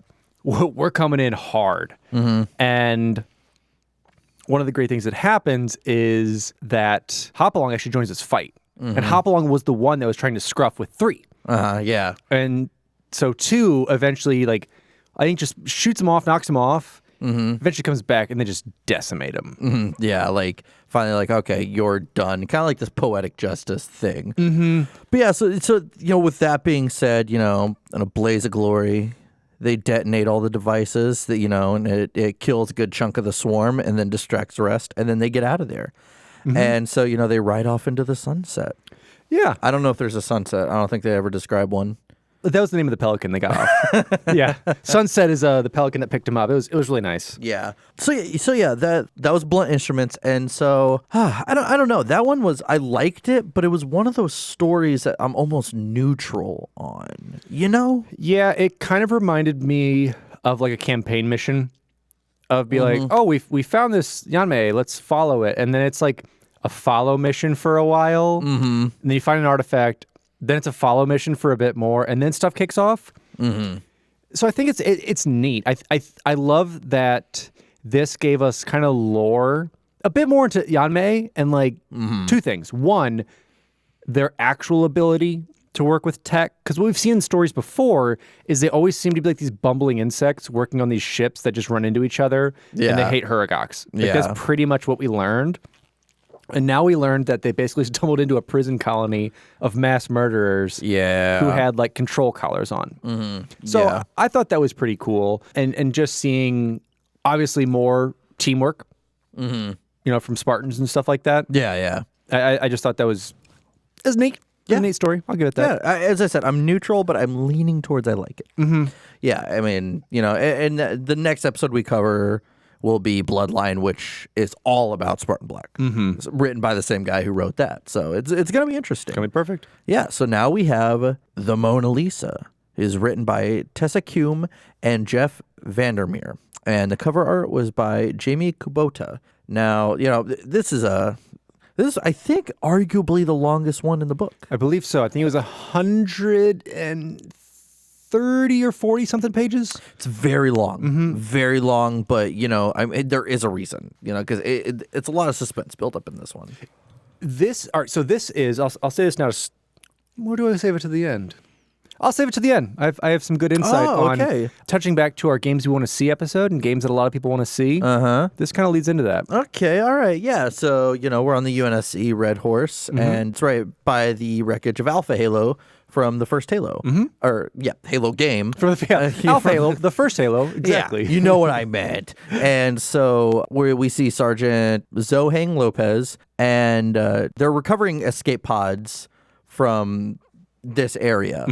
And so, they basically talk about they recover escape pod, they open it up, dead body, whatever. So they eventually get this one from the Mona Lisa. And so there's this guy that looks so like he's almost like white, almost looks like he's decomposing, but he's not.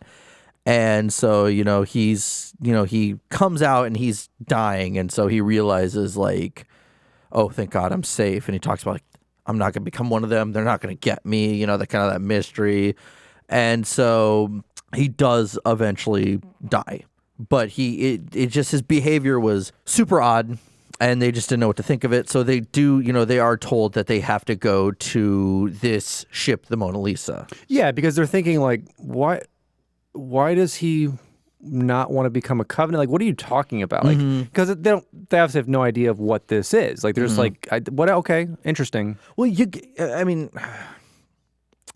this involves the flood, spoiler alert, but we always think of like the flood as one of the main things, in Halo when you think of it, but in the grand scheme of things, so little know about the flood. Yeah, because these guys are just on a mission to like rescue pods and figure out what went around. Yeah. Yeah. And so they're ordered to go there, and so they also talk to Commander Tobias Foucault. Tobias, come on. But and so also this AI, Rebecca, who kind of seems like she's holding back some information. Yeah. She seems coy. And I think Lopez kind of was like, I don't even like that AI. Like, that's a weird AI type thing. Yeah, and so they go on to the Mona Lisa, and, they're just told to investigate it. Yeah, because it was pretty unclear. They were just like, yeah, that guy came from that ship, so let's go to that one. And then, something she realizes, she's like, this team is only people who came in contact with this John Doe. John Doe, because he's unnamed. They couldn't even learn his name. They get on the ship, and they start investigating, and things are already kind of weird. It's, like, deserted. And I love, like, as some stuff is going on, one of the soldiers there, Benty, starts chasing an elite. Like, sees an elite, goes after it, but runs into it. And all of a sudden, they're surprised because the elite puts up a finger to, like, shut up, be quiet. And, like, Benty, like, is, like, upset, like, what the hell? And then realizes, like, oh, I'm being quiet. And, like, the elite's just looking around. Like, it's a naked elite. Yeah, it's too. No armor. So it's just a gross, floppy thing. But yeah, that's the thing. It's defenseless, but it's not trying to fight. It's just like, shut up. Be quiet right now. And so, like, they're like, oh, what's going on? But then, Clarence, another one of the soldiers, guns it down. Like, doesn't even think about it. And so they're just like, they're kind of weirded out by they're like, what's with this naked elite and why was he, shushing us? But oh well, we move on. So then, they're going out and they're starting to kill some more and more Covenant as they find them, but they're noticing it's all unarmed Covenant. And they're not fighting back at all. Yeah. They're just like freaking out almost. And so they notice at one point that Rabbit, their Marine, one of the Marines, goes missing. So Lopez, gets a small group to stay behind, guard the Pelican, while we go looking for Rabbit. And so eventually, and this gets kind of gory. This story gets gory. Eventually, they find that Rabbit's getting her chest stomped in by an elite. And all it's doing is stomping the chest in. And I love the description of this, too, because they're saying that it's stomping so much, it's crushed through all the bone, it's actually just stomping on the floor now. Yeah, like just trying to almost like grind it into dust. So, eventually they kill the elite, and Lopez notices, like, she calls it like a spider arm coming out of the chest, but doesn't say anything about it, because that's the case in all of these horror stories. Yep. You just don't say anything about it. You just go, okay. Oh, that's probably nothing. I'll talk about it later. So because she's just grabbing her dog tags out. Yeah. And so this is where we start to split the story in two. We have kind of the rabbit squad that went out with Lopez, and then everyone back at the Pelican. And we go back to the Pelican, and we have Cranker, Simmons, Maller, and Sydney. They engage an unseen enemy and are quickly overrun, but Burgundy stays inside her Pelican and watches as their bodies disappear and sees like stuff dragged around and is not really understanding what's going on. So we're back on the ship with Foucault, who orders them on the ship that says, okay, initiate the Cold Protocol, like find the nav data, take it out. We need to make sure that ship can't be traced back to Earth. Yeah. Typical stuff. And so then Lopez then divides up her remaining 2 men into 2 groups, one led by herself to destroy the nav data, and then the Benty to go and destroy the backup in the engine room. And as Benty leaves, Lopez realizes that another Marine, Ayad, is also mysteriously missing. Yeah. Kind of thing, like, people are just slowly disappearing. As you do in your horror movies, because they're like, he was just, I thought he was just here with us type thing. And so they start to make their way over to the medical bay, and there they find this secret sealed safe room that can't be opened from the outside, but they just very faintly notice this edging to know that it can be opened. And it opens to reveal a supposed medical officer, John Smith, the usual name that everyone has. There was one real John Smith in history, thank you very much, and he was famous, actually. So. Yeah.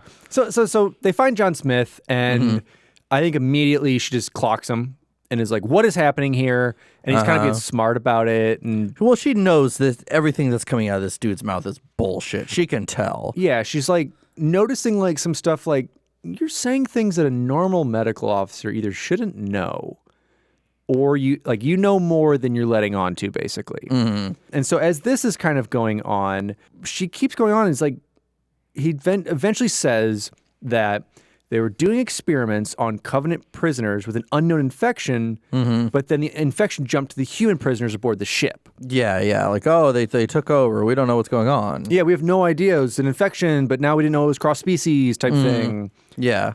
And so they were going on. And so we go back to the Pelican. And Burgundy sees Cranker and Mahler outside. They're badly wounded, so Burgundy's like, okay, I'm going to drop the Pelican real quick. I'm going to jump outside and help them, bring them in here. Like, I'm so glad they're still alive.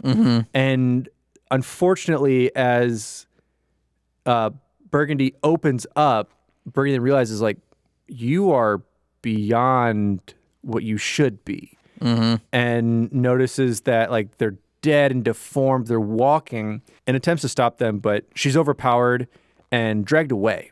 Yeah, it gets back to her later where it's, like, kind of just like the fear that's going through her. Yeah, because she's getting dragged off. Because at this point, you just assume she's dead. Yeah, like she's gonna be eaten. Yeah. So unfortunate things happening there. Then we go back to Benty's group, who is making their way through like the bilges of the ship, trying to make their way over to the engineering. But as soon as engaged by a group of the Flood, and this is where they first discover that like disgustingness of it, and it's already pretty stanky in there in the bilges. Because they were talking about how the poop water, the kind of clean water, and the clean water all gets kind of filtered through there, and that's kind of where it's all held. So it's basically your sewage. As they're escaping, she tosses a grenade in there. Like they're like, we don't blow this place. Like throw some grenades in there. It starts flooding out, and they realize that like as the flood is flooding out, going past, Orlov is actually wounded by one of them, and like. Gravish, still alive, but like takes like a big gash out of him, and they're kind of panicking. Doesn't like, it bite him, or is that someone else that gets bit later? Someone gets bit eventually. Yeah, and that's later because what happens is we'll discover that Orlov dies eventually and actually comes back to bite Gershon. Yeah. Okay. There we go. Yeah. So it's kind of like the chain reaction because I believe it's because this is where before that with Orlov they talk about the like piercer arm. From one of the Flood just basically like gashes into him. And that basically allows, all the spores, pretty much in to kind of infect him, as we kind of start to learn. And we then see on the other side of the ship, Lopez is trying to get Smith she basically physically convinces him. Yeah, she beats the tar out of him. To take him to the bridge to get this nav data. And he's like, oh, I know some secret ways. Let's take this way. Let's take this way. And so then she ends up losing Rakesh to the flood because they actually get to a door, bursts open, Rakesh dies, and eventually finds out that Smith is actually an Oni operative.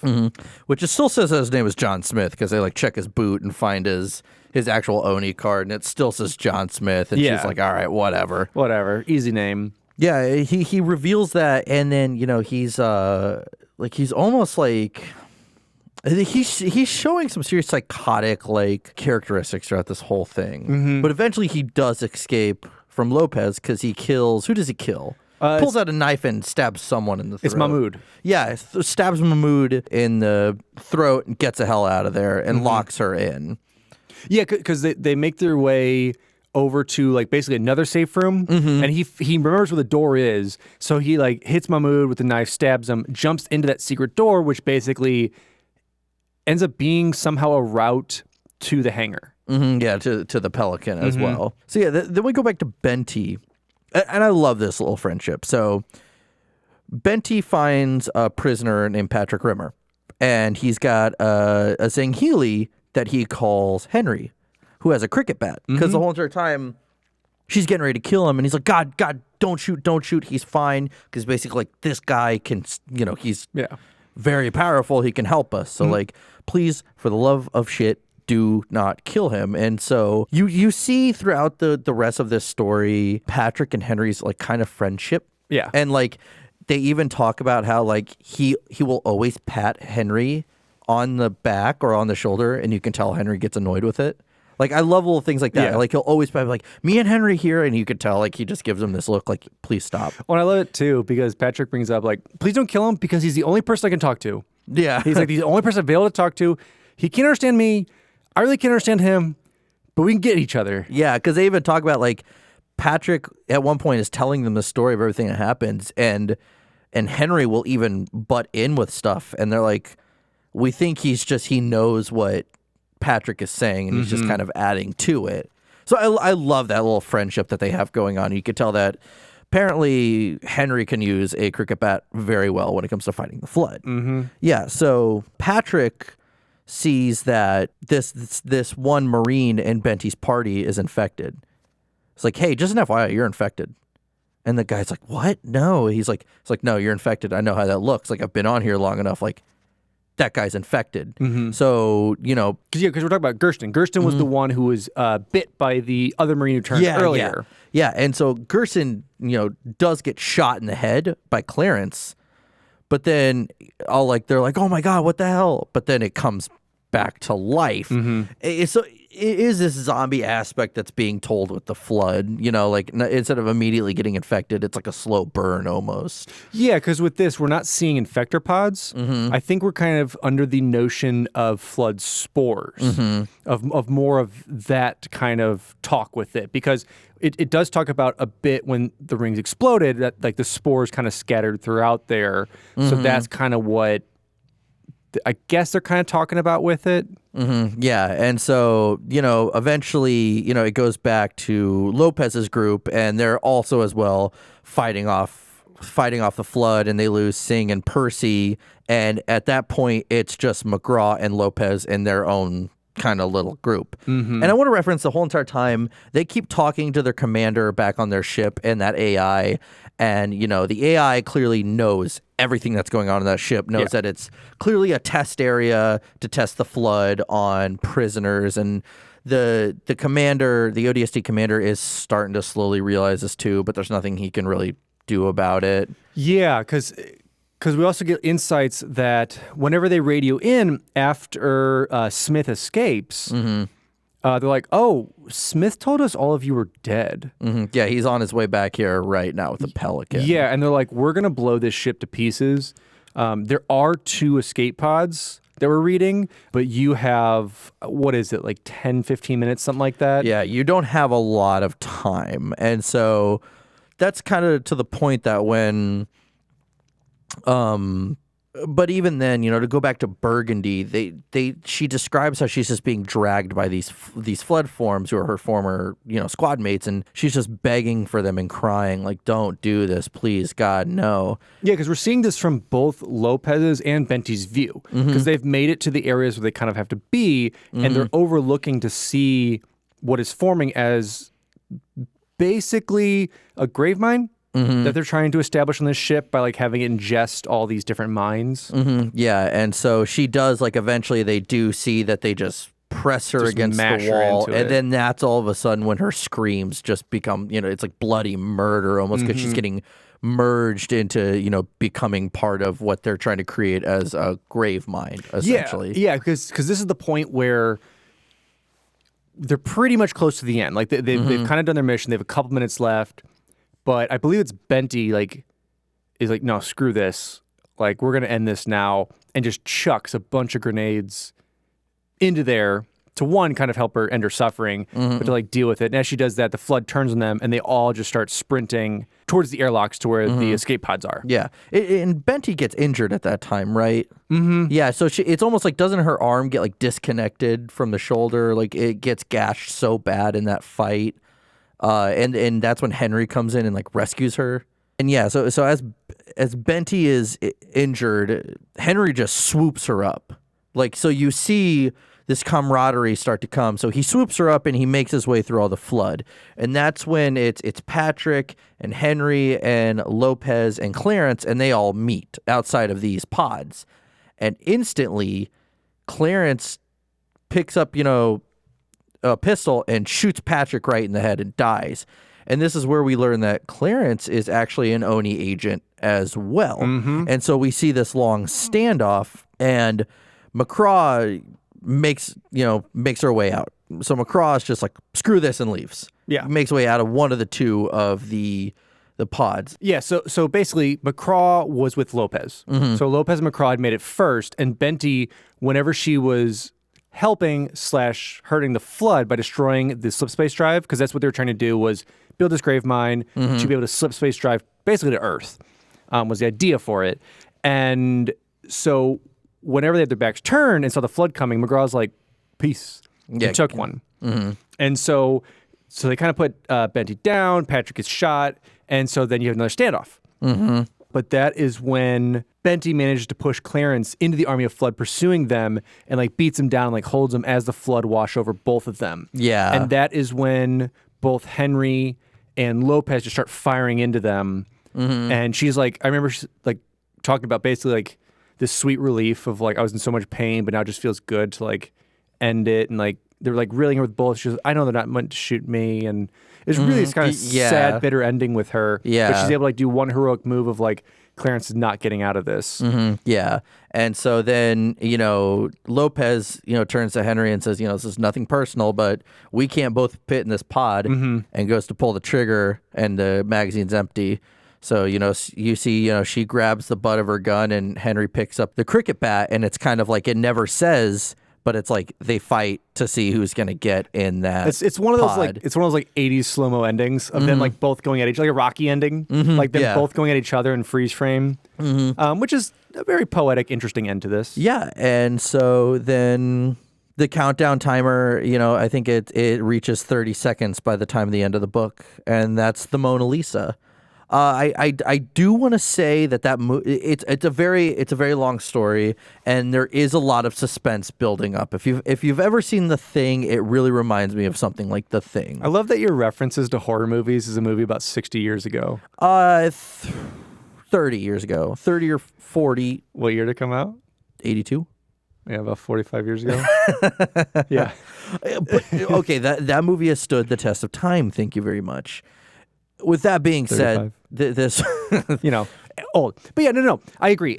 And this is what I want to bring up was this story was one that I think is really the first story to give you that Flood-esque horror game feel. Very much feels like, is it Alien Isolation? Is that the game? Yeah. It's very much like that. That's what it felt like reading it. It did. Like, you'd like crawl through the ship, like, what's happening? Why is this elite stomping on Rabbit? Like, why is this? And it's later discovered, like, he was trying to crush the infected form, and then had to like crush her skull to make sure nothing came back. Because they even talk about a little bit. Lopez is like, elites have never done this. Never once has it been recorded that they would desecrate a corpse because they're honorable in their killings. Yeah. So I just thought the story overall was just expertly told. It definitely jumps back and forth because it's almost written like a screenplay in a way, but I think it was just told really, really well.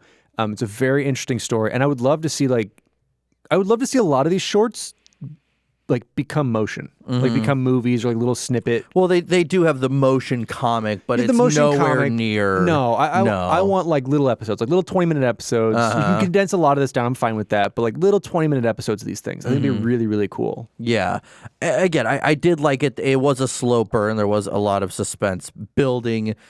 It is a good story. It is one of the again, it's one of the more horrific ones here. Yeah, and honestly, what's really helped with this series thus far, and we talked about it a little bit at the beginning, is the really expert narration by all these voice artists that are on this. And obviously we've done that through Audible, been a great sponsor with us and has been helping us out a lot, like go through these books, they'll take notes as we're going. Yeah, and so today's sponsor is Audible. Audible is offering our listeners a free audiobook with a 30-day trial membership. Just go to audibletrial.com/finishthefight and browse the unmatched selection of audio programs, download a title free, and start listening. It's that easy. Go to audibletrial.com/finishthefight to get started today. You know, we've talked about this plenty of times before, but not only Halo books, I mean, it's what we use pretty much our Audible for, but there's some amazing retellings. I mean, I've listened to the Game of Thrones series on it. I've listened to Way of the Shadow, a couple other different series that I really enjoy, and having it kind of read to me as I can work or work out or, play games, any of that type of stuff. It just helps out a lot. So once again, to download your free audiobook today, go to audibletrial.com/finishthefight, and we'll see you out there. Listen to some of these great tales. Yeah. So now we have Icon. And, it is written by Jonathan Goff, and the cover art is by Gabriel Robogabo Garza. Good old Robogabo. So, yeah. Let's get around the fire. Let's get around the fire. Get around a long fire. Yeah. A really big Burning Man-esque fire, because this one's a little bit longer. But I'll read it to you the best I can. It is a really long, delicious poem. Soldiers forged from youth to serve as tools of war, weapons of direct and conclusive destruction. The men and women of the classified military program known as the Spartan II program will live on in legend following their exploits during the Human Covenant War. Prepared for the harsh realities of combat against known enemies, but thrust into battle with forces unimaginable and terrifyingly alien, the Spartan IIs and later Spartan IIIs delivered numerous decisive victories against the overwhelming might of the Covenant. Altered to a level far beyond that of a normal human, the warriors of the Spartan II program were humanity's best and possibly only hope when faced with the threat of extinction from an advanced alien collective bent on our eradication in the name of false prophecies and hidden agendas. Rising through the flames of war, echoing through the silent vacuum of space, word of the Spartans' deeds spread throughout the human colonies, offering salvation, offering a faint glimpse at ultimate victory. Thus came a demon, a hero, a soldier, a man, one Spartan above all others, equal but for one defining factor, one immeasurable advantage. Like his brothers and sisters, he was trained to fight, to win, a master of the latest weapons of war. But Spartan 117, the Master Chief, had one intangible asset few others possessed: luck. Adding to the unmatched drive to win, whether it be a simple game or heated combat, Spartan 117's uncanny combination of finely honed skills and unprecedented good fortune made for the ultimate warrior in a battle against impossible odds.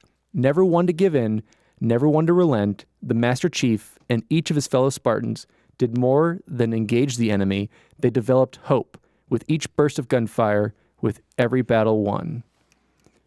That was nice. It wasn't really a poem. It's listed as a poem on most of these things. It's more of propaganda for the Spartans. It's like that's what they put on the posters. It's a long poster. Well, listen, they got billboards. Stuff like that. All right. A big pamphlet, Now let's talk about Palace Hotel, which is written by Robert McLeese, and the cover art is by Michael James Chow. So to give some backstory, this is the story this story takes place during Halo 2. Mm-hmm. So it's kind of like the Flood, like the first time we've gotten something like that since. So it's taking place with the Master Chief after the Pelican has been shot down by the Scarab. And this is this is our second guest narrator, Steve Downs. Yep, Steve Downs himself narrates this. He's narrating himself. Himself in this himself part. Not a lot of difference between Master Chief and narration, or even Cortana. No, I'm seeing why they restricted him to a few words. It's interesting nonetheless. So, as I said, it's taking place. They're on the underpass, and the tunnel leading towards the carrier that they're trying to get to is blocked. And at that point, he finds a group of Marines, and they're led by a Corporal Palmer. Now, not to be mistaken with Palmer from Halo 4 and 5, I did do some research on this, and they're not the same. I don't know why they use the same name. I just think everyone else is wrong, and I think they are. Possibly. I'm changing it up. I'm throwing a wrench. It's thrown into everything. Bing. Yeah, see? Boom, hit. So they're trying to make their way out, and they're trying to, get away from the Covenant. Yeah, because they're trying to get into the city sewer system to escape kind of the Scarab and everything else that's happening in the city. Yeah, so they do make their way into the sewer, and they resurface in the Kilindi Park Cultural Center. And they see a bunch of Covenant, troops still in the area, and there are a bunch of warthogs as well. And they see those warthogs because they're like, we have to go a distance, but we need something. We can't go across this Covenant-strewn area without a little speed to this. So Chief, who's kind of been like pushing these Marines and like one-lining them, being like, we need to do some stuff, and we need to do some stuff, Marines. And shoot. So anyway, why are you doing robot arms while you were doing that? Because he's a robot. I hate Master Chief so much. You don't hate Master Chief. I hate You're just Master annoyed Chief. right now. I hate Master Chief. He was doing robot arms, in case anyone wants to know. He was just, I don't know. I publicly will say this everywhere. I hate Master Chief. But nonetheless, in this, he's saying, okay, we need to get to those warthogs. What I'm going to do is sprint to that one with Palmer and this other Marine. We're going to distract them. We're going to start firing the chain gun. Yeah. And you guys will get to the other one, and, we'll scoot on out of here. And so that's kind of what they do. And they see the speed of John, and they kind of realize, like, because you kind of see all these stories, like, everyone's realizing actually what the Spartans can do. So he makes his way there, gets to the Warthog, and eliminate these Kigar snipers that are around, and they escape through Kilindi Park with John Palmer and Private First Class Sullivan on one, and the rest of the Marines in a troop transport. And so after they kind of transport through the city industrial zone on Motate Street, Trans Center, and Shamansi Road, Master Chief reunites with the Marines who he left with the rest of the unit at the command post at the Palace Hotel at Baria Plaza, and goes to meet the commanding officer. So this is kind of very similar-esque to when, because the way I picture it, it's not that part, but when Chief encounters the two Wraiths or three Wraiths, and then in that plaza area. Yeah, the plaza eventually sees a scorpion. Yeah, I think that's kind of what this is going on. Yeah, that's kind of like where I pictured them going up this area. Yeah, but he does learn that this lieutenant is Parisa, and he finds out it's this old childhood friend from his hometown or his home planet, because she drops like a photo of, and he sees that he's in this photo it's them as two, a child. Yeah, and she tells this story about how, like, my childhood friend promised me we would get married, and, it's kind of weird that I kept this. I know, huh? It's almost like that weird thing. She tells this really long story, and it's like one of those... Let me tell you about a story. Let me tell you about a story, kid. Yeah. Don't go anywhere, Chief. We're trying to distract the Scarab. But no, eventually, though, I love that he kind of, like, dances around like, oh, my God, do I tell her that I didn't die? She's like, oh, yeah, he died when I was a kid. Ha, ha, ha, I'm going to keep talking, but this is also weird. There's a battle going around. Ha, ha, ha. And then eventually he just goes, you're not allowed to bring personal items or something. It's something like that, like personal effects. And Yeah. she's like, I know, I just couldn't leave it behind because she kind of brings on the hint of like, he brings me good luck. Going on the thing that John is just a leprechaun and they're after his Lucky Charms. Yes. And and so it goes on with that. And so instead of telling her, and he's like, am I ever going to see her again? Am I going to want to watch her die type thing? And he's like, he leaves it alone. And he says, instead, they begin to plan for the upcoming battle against the remaining Covenant forces, including the Scarab. Yeah. And that's kind of it. Yeah, it was just a nice short snippet. I think it was a little bit to bring Steve Downs in. I think they wanted him to read. Like, how do we bring Steve Downs in? Let's tell this. And I'm going to say I did not like this story. This one was so boring to me. I thought it was just kind of silly because it told nothing in the lore except for bringing up a random fact that someone from the Eridanos system is here, and I guess by luck stroke, Chief and her have met up. But it plays nothing into lore or, honestly, you could set it up that we may see her again. That's always up in the air. But I think for the most part, it was like, okay, I guess boring. I guess we have to tell a Halo story, like something from the main games to get people who are just into games and maybe this is their first book they pick up to kind of like rekindle that back into the game universe, because the next story that we're going to see as well is kind of along those same lines. Yeah. So the next story we have is Human Weakness, and it is written by Karen Travis, and the cover art is by Michael Ruckard. And then this one is narrated by Jen Taylor. Yeah. So, we just had Steve Downs, and now we have Jen Taylor Cortana. So this one talks about, it starts with the interrogation of the Gravemind with Cortana. Yeah. And so this is one of those stories where they definitely, it's like, it's short but long at the same time. It tells a microcosm of what happens in too many pages. Yeah, well, it by default, so spoiler, this actually breaks down from the second Cortana is discovered by the Gravemind to when Master Chief comes and rescues her. But it's like, it starts like, and this one's like a hard one to kind of like tell like as a linear story, but it's more or less like they start talking, and throughout the story, Gravemind does convince her. Like he eventually makes her feel guilty about Ackerson, like the death of Ackerson and a bunch of other things, and like we learn that he can make her experience pain and fear of other people that were infected by him. Because the story starts out with them pretty much a level playing field. Cortana's very confident. She's like, basically, I'm going to plug you for information. You're going to plug me for information. Let's see how this goes. And she slowly starts to realize that he's almost physically entering into her realm. Yeah, because at one point he talks about he's like pushing her, he's smacking her. It's like he's stabbing into her, and like throughout this, like he's giving her memories and making her feel pain and starting to make her feel this resentment towards Halsey for making her, just basically like creating her to die.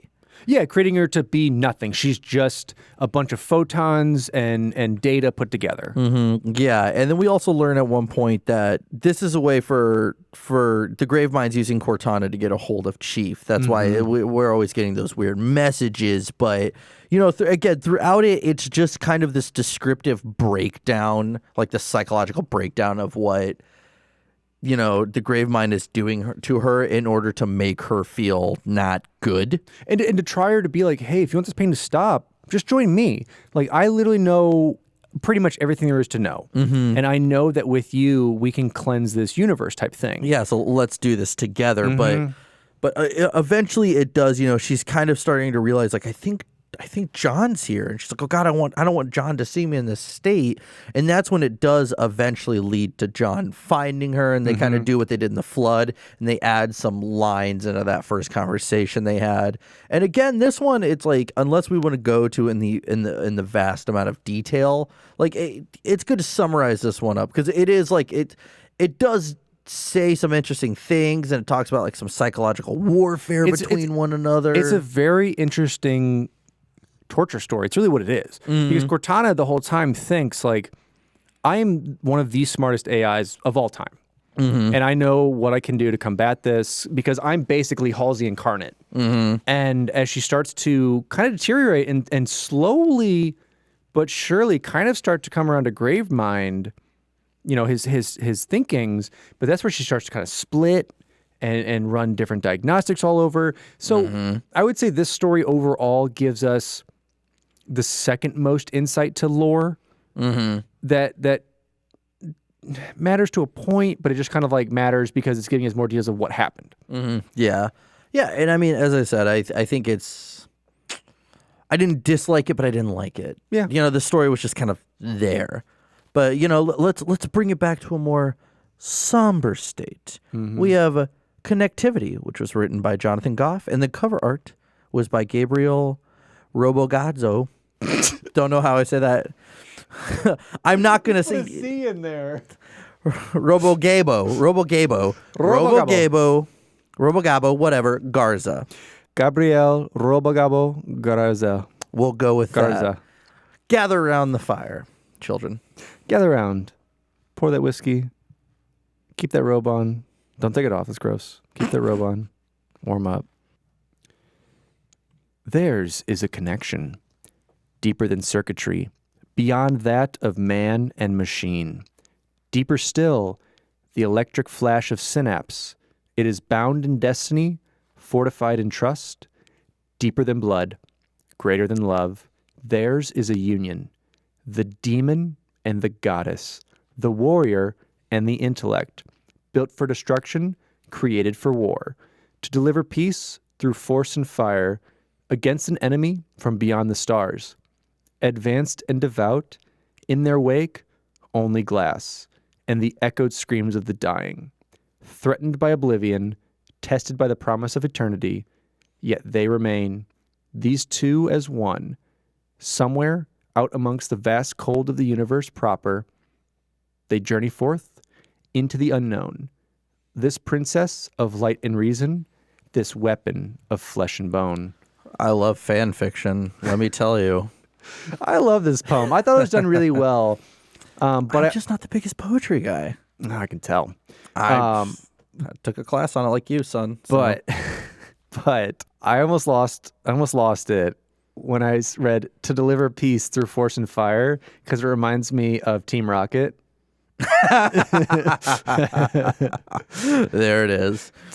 I was like, oh, that's gonna be like the fifth Team Rocket member. Sweet. All right, now we're on to The Impossible Life and Possible Death of Preston J. Cole, written by the OG Eric Nyland. Yeah, this one Also a long one. This one's long. This is a retelling of basically from birth to death ?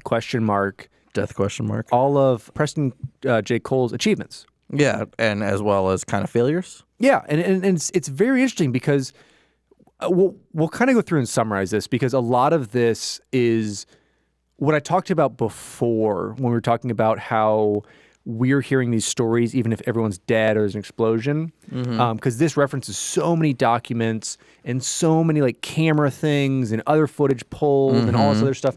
I thought it was just done really well because it is altogether a dossier put together by codename Surgeon. Yeah, someone who's like putting this all together. Yeah, because we realize at the end like that it's all put together and trying to figure out exactly what happened, like looking from birth until where we are now of how certain events could turn out, basically. Yeah. So we kind of start with young Preston, who is a little too smart for school. He's not doing well with grades. He's not participating, and everyone's they're kind of ruling out that like he's actually just too kind of smart for this. He reads history books. He really enjoys tactics, and he doesn't care for the rest of these subjects. Yeah, he's definitely a bizarre child in that sense. As I said, it breaks down his family, his lineage coming up. He's from Missouri. Shout out to that. So, you know, we eventually learn that he enlists in the UNSC upon graduation, Yeah, because he wants to do more, and he thinks that by dedicating his life to the military, that he can do more than just farming in Missouri. Yeah, which, I mean, I think we live in St. Louis, so I'm like, farming in Missouri, but I'm like, most of Missouri is the Midwest. 99.9% of Missouri is farm. Minus Kansas City and St. Louis. Yeah. No, but it's cool because they also talk about how his family, because all the other worlds, all the autonomous farming that are built on all these specific farm worlds, like, can easily outgrow what people on Earth are doing. But somehow the Coles are doing amazing. And they're actually doing really well. And it's kind of shown in his work ethic. And so as he gets into boot and into the military, you know, he does okay. Like he's kind of like that first story we read. He's right in the middle. He's not crazily excelling. But he listens to everything. He doesn't question orders. He does what he has to do. And one of those orders he doesn't question is, so he finally makes his way onto a ship after going through barf school and those other things that they kind of talk about in there, which is like military boot camp. There is an officer who, while the AI is rebooting, the captain gives him like just a menial task. He's like, "Hey, why don't you pen and paper this coordinated slip jump? Do the math for it." And so he's like, okay. So eventually he sees Preston just kind of working away, doing regular crewman stuff. And he's like, "You know math, right? I need you to calculate this slip jump." And so he's doing it. And so the AI, he's like, "Oh, why are you being mean to him?" He's like, "Well, you know, he's just a weird dude." Yeah, he also says, he's like, "I already did this." He's like, he almost doesn't like him because he says he reads old like battle tactics and whatnot in science books. He's like, he clearly doesn't understand. He would never understand this. He'll never understand this math. So it's just something for him to diddle away at. And so the captain comes back and he's like, "Did you get those done?" And so the AI makes up bad coordinates. That's kind of like close to where they're going. He's like, he would have threw us into a sun to just kind of like make it seem like he's not doing it. So he eventually figures out, he's like, he didn't do those. Yeah. So he goes and finds Cole, and he's asking, he's like, "So what are you working on?" He's like, "Oh, you know, that guy told me to do these coordinates." And so he presents them, and he actually invents a new formula for subspace. Yeah. And so this is kind of like where we start to really see that genius from him. Yeah. It's odd because he like doesn't try, but he is like a genius. Yeah, and he's just like, I just do a hold, and this looks better.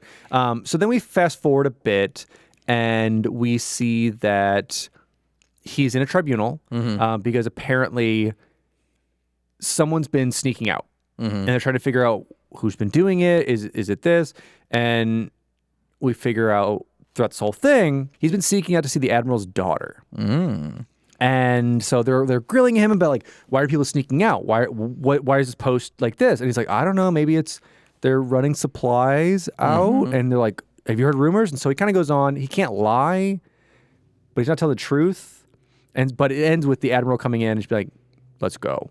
And like a little while later, he's married. He has a kid on the way with his shotgun marriage. But it's talked about, they don't know if it's exactly his kid. They think that the admiral's okay with it because the actual father is like a deadbeat, so they want like someone like Cole to be the father instead. Yeah, because that's what it came out. They talk about there's three things. One, it's guaranteed that it's probably not Cole's baby. And either the admiral's like, "Okay, you'll do as a husband."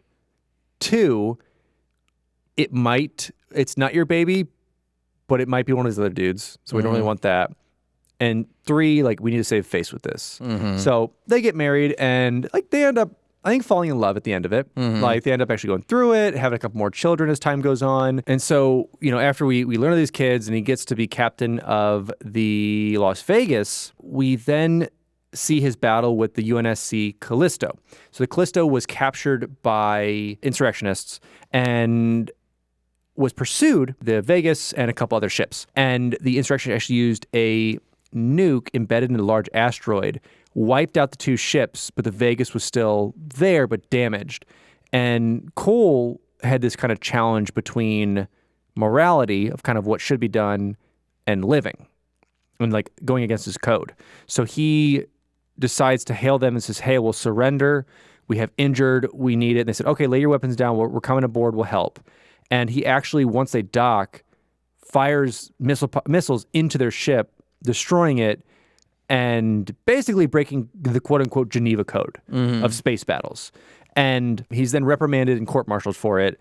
And he ends up getting released because he's such like a public figure and public hero. Well, they say they don't want to praise him for it, but they also don't want to give him a court martial. They'll just pretend it never happened. Exactly. And they even talk about how Cole will never be able to put a distress signal out ever again.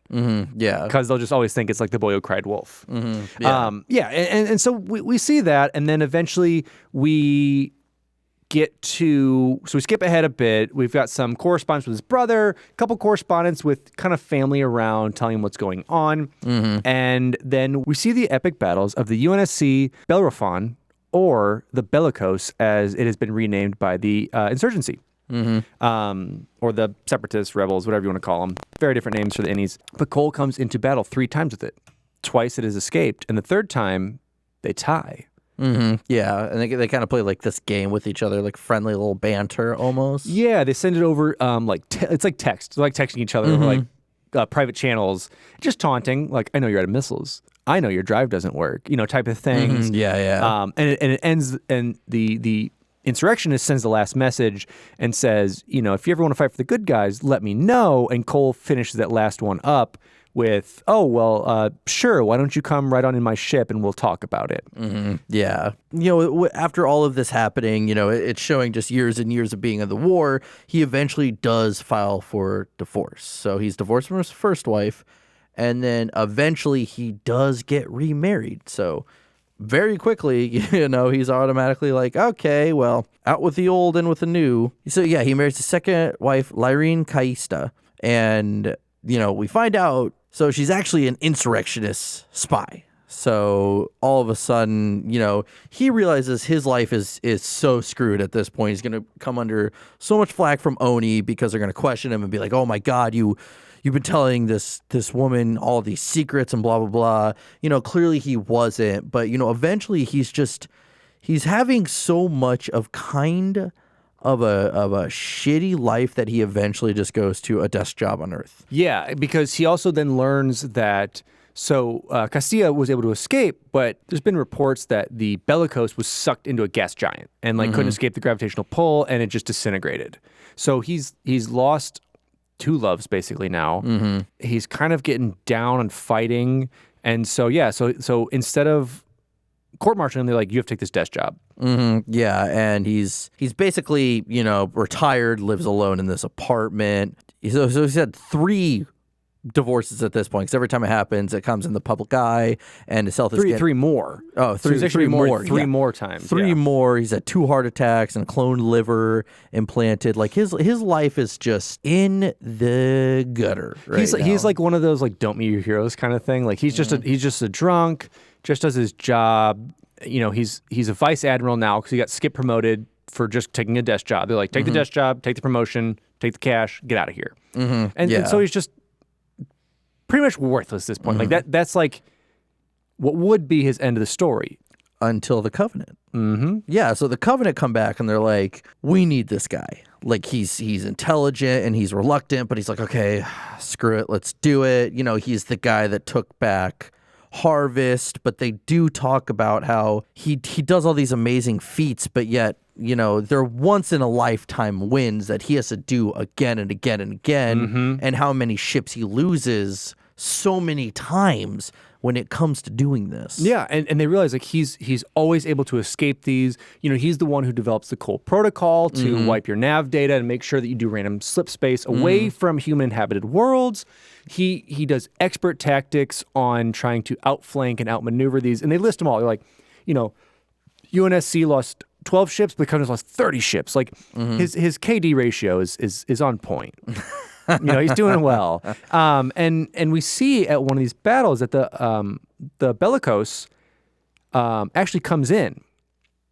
Or basically this innie ship that we're not getting identified, but they think is the Bellicose, helps out at some of the battles and like takes out some would-be attackers and they continue on their route. So it's like almost this ghost ship that comes in on occasion, which is interesting. Yeah.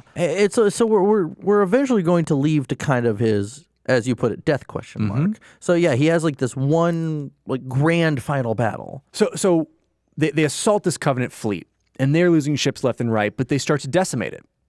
And they're winning pretty much because they actually split across the planet, and then they do this maneuver instead of going like 50-50 either side of the planet. One of them goes over the top of the planet and comes back around to be like 100% on one side against a 50%.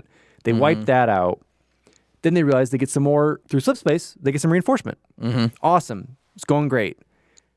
However, the Covenant now have made their way around the planet and they get a huge amount of reinforcement. I think it's like 230 ships, I believe. Something along those lines. It's something like that, like just innumerable. And so Cole is pretty much down to his ship. And he decides this hydrogen gas giant they're at, he gets a little too close and gets kind of sucked in the gravitational pull. But while he's doing this, the Covenant's like, oh, that ship's gone. We're going to pursue these other ones. Well, he then gets on like the general comm. He gets on, Gen Chat, like tabs it over, gets on Gen Chat. And, it opens up, it says, listen to me, Covenant. I am Vice Admiral Preston J. Cole, commanding the human flagship Everest. So this is when he's on Everest now, his new ship that he crewed up. And at this point, let's bring it back just a little bit. His demands were, I pick my ship. It has to be crewed out like this. And this is my specific crew that I want. So that'll play in a little bit later. He says, you claim to be the holy and glorious inheritors of the universe? I spit on your so-called holiness. You dare judge us unfit after I've personally sent more than 300 of your inglorious ships to hell? After kicking your collective butts off Harvest, not once, but twice? From where I sit, we are all worthy inheritors. You think otherwise? You can come and try and prove me wrong. So this taunt, and obviously with all these Sangheili pilots, they're like, screw him. Yeah. So they go after him. Yeah, so they immediately turn. And so he then does this expert kind of kamikaze into the planet. He fires all of the rockets out and just like detonates all over the place. And people are like, that's ineffective against the Covenant. Why would they do that? Because this is all being watched from one of the aft cameras of a different ship. So this kind of gets into like following those things. And what they didn't see is he'd launched all of his nukes into the planet. And the planet being hydrogen, condensed hydrogen, which explodes, erupts the planet, leaving just the core behind and shreds everything within its path, allowing those UNSC ships to jump into slip space and destroying the entire Covenant fleet that came. And unfortunately, Preston Cole is dead. Or so it seems. So it seems. So yeah, so there's like a suspect of there's suspicion of escape, correct? Yeah, so they think he actually was like a small slip space portal. Yeah, they were thinking because they were like, so that the AI that's kind of put all this together is like rebuilt the cameras and rebuilt this footage and like hyper zoomed in on everything. It was like, oh, that blue hint was an explosion. That was a slip space rupture. So the rumor is that he slip spaced out of here and they're thinking that he probably started a world way out from the outer colonies and just opened another farming world. Yeah, because he said he wanted to be under a sky where he didn't recognize the stars. And they say that there's an 89.7% chance that he survived and escaped. And they're saying, and it maybe even play back to, talks about he's, getting that help from the insurrection. He finally does. He takes some insurrectionists and goes, let's leave. Yeah, and this goes back a little bit because we don't have any of the communique if he still had private with Lyra, because apparently the Bellicose was supposed to die in a gas giant that sucked it in gravitationally. Yeah, Cole doing the same thing. So it's thought with the 89% that they work together on this type of plan to kind of like have like this lover's escape. Yeah. So, that was that story. Definitely very long. It does have some boring parts. I would say check it out yourself. It's the most informative, like really, really in-depth, like specific Oni documents and cameras and letters to his brother and other things that really tell the story. And I love that they gave him a downfall, that he became a drunk. And because we always look at Preston Cole as like this hardened badass. Yeah, and everyone knows the Kroll Protocol. Like it's the name of a book. You just know it as reading any of the stuff here. So he's just like this badass who was able to create these things. But you see, like, under it all, he's just a man. But like he did so much. Like he along with the Spartan program, turn the tide of the war. Absolutely, through and through. Yeah. So now let's talk about, we're coming to the end of the book, so we have The Return. So this is written by Kevin Grace, and the cover art was by Rachel Boudreau. So we're with this Sangheili shipmaster, and he's at a glassed colony, Kolo. And so it's 6 years after the end of the Human Covenant War.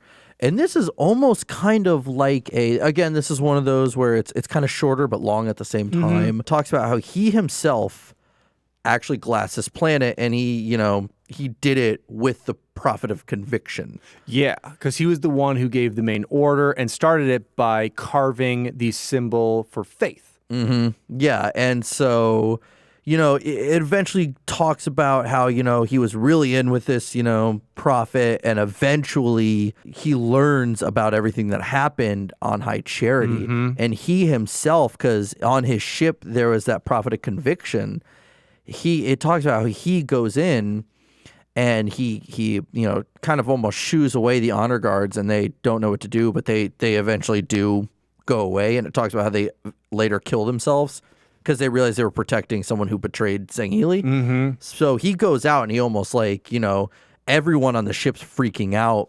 And this is a flashback, by the way. And he talks about how he breaks the prophet's necks in front of everyone. Yeah. Tells them everything that happened and just kills him. Yeah, right in front of him, and tries to rally the troops, basically. And he's like, all right, we've been betrayed. The Covenant is no longer with us. We're plotting a course to our homeworld. We're dip setting out of here, to use a Jesse line. Yep. And we're going home. Yeah. But along the way, he comes back to this glass planet and discovers basically smoke that they're seeing. And so he goes onto the planet almost as like a vision quest kind of thing. Yeah, it's kind of like a long journey. It does describe a lot of him just walking through, and like you see like the effects of a glassing. Yeah, and for him to see firsthand of like his mistake. Yeah, and he says that he does see some Kigyar, and he kills them, and he realizes that they attacked this one human survivor. And they realize like he sees this kind of dying. He's like, I don't care. And just moves on. But eventually he finds, that he finds these photos of these humans that are messing with this Forerunner technology. He talks about he's looking for something on this planet. Yeah. And eventually he sees something on the photo.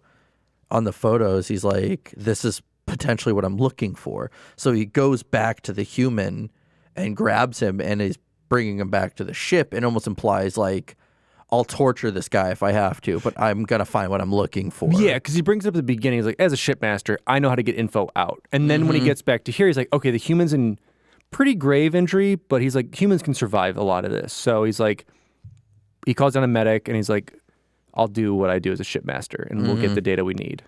Yeah. Again, this one was kind of interesting. I mean, I don't know off the top of my head. Maybe they'll expand upon this more in later lore. I'm sure they do. Yeah. I could be wrong, though. But yeah, so that one, again, was kind of, I'm neutral on it. Yeah, it was interesting because you see, basically the schism that happened with the Jiralhane pretty much taking over. And right when it happens, and then seeing the Sangheili, or at least this one shipmaster, go back and try and pay penance for his sins almost, and be like, I did this. I made a huge mistake. I killed the world, type thing. Yeah. So overall, like you said, I think it was interesting to put in there from a different perspective, but yeah, neutral. So now we have, so that was everything that was on the original Halo Evolution. So now, eventually they did re-release them in 2 parts. So Volume 1 had this exclusive story, which was Soma the Painter. Now, they don't say who wrote this, and there's no cover art for it. So basically, it just starts, and we don't learn at the time, but it's this Forerunner Soma. And so she's on the planet Seaward, which I'm going to say, for an alien planet being called Seaward, is so human. I don't know, but... Which I guess tries to play in for Forerunner humanness of stuff. But they're not. Whatever. Because 343 says otherwise. Whatever. We'll get into that eventually. So... we learn about this world as almost like kind of this remote world. She's young at like 400 something years, but basically what she's doing is she has this brush that paints stuff for you. It sucks in like heat and energy, and then It's a lazy man's pen and brush. Yeah, 'Cause you don't do anything. no, it's like that new thing for like VR where you can just have a paintbrush and just paint in random space. It's kind of like that. Yeah, she paints on glass or something. But she's wanting to see this effect where it's like this optical effect caused by like two suns setting. Setting it at like the same time. Yeah. And so she sees that there's something on, like, it's also like a blinding effect. So she just paints and looks away. And when she looks back, she sees that there's some kind of like weird gray yellow smudge on there that shouldn't be there. And it kind of like all of a sudden she freaks out and packs up her stuff and runs into her town, Wharf Town. Wharf Town at C Word. Yeah. I'm sorry, I'm going to critique that just a little bit. I mean, the sons are called Two Fire, so it's all pretty simple. Whose nephew wrote this? And so, yeah, eventually then it like kind of cuts there.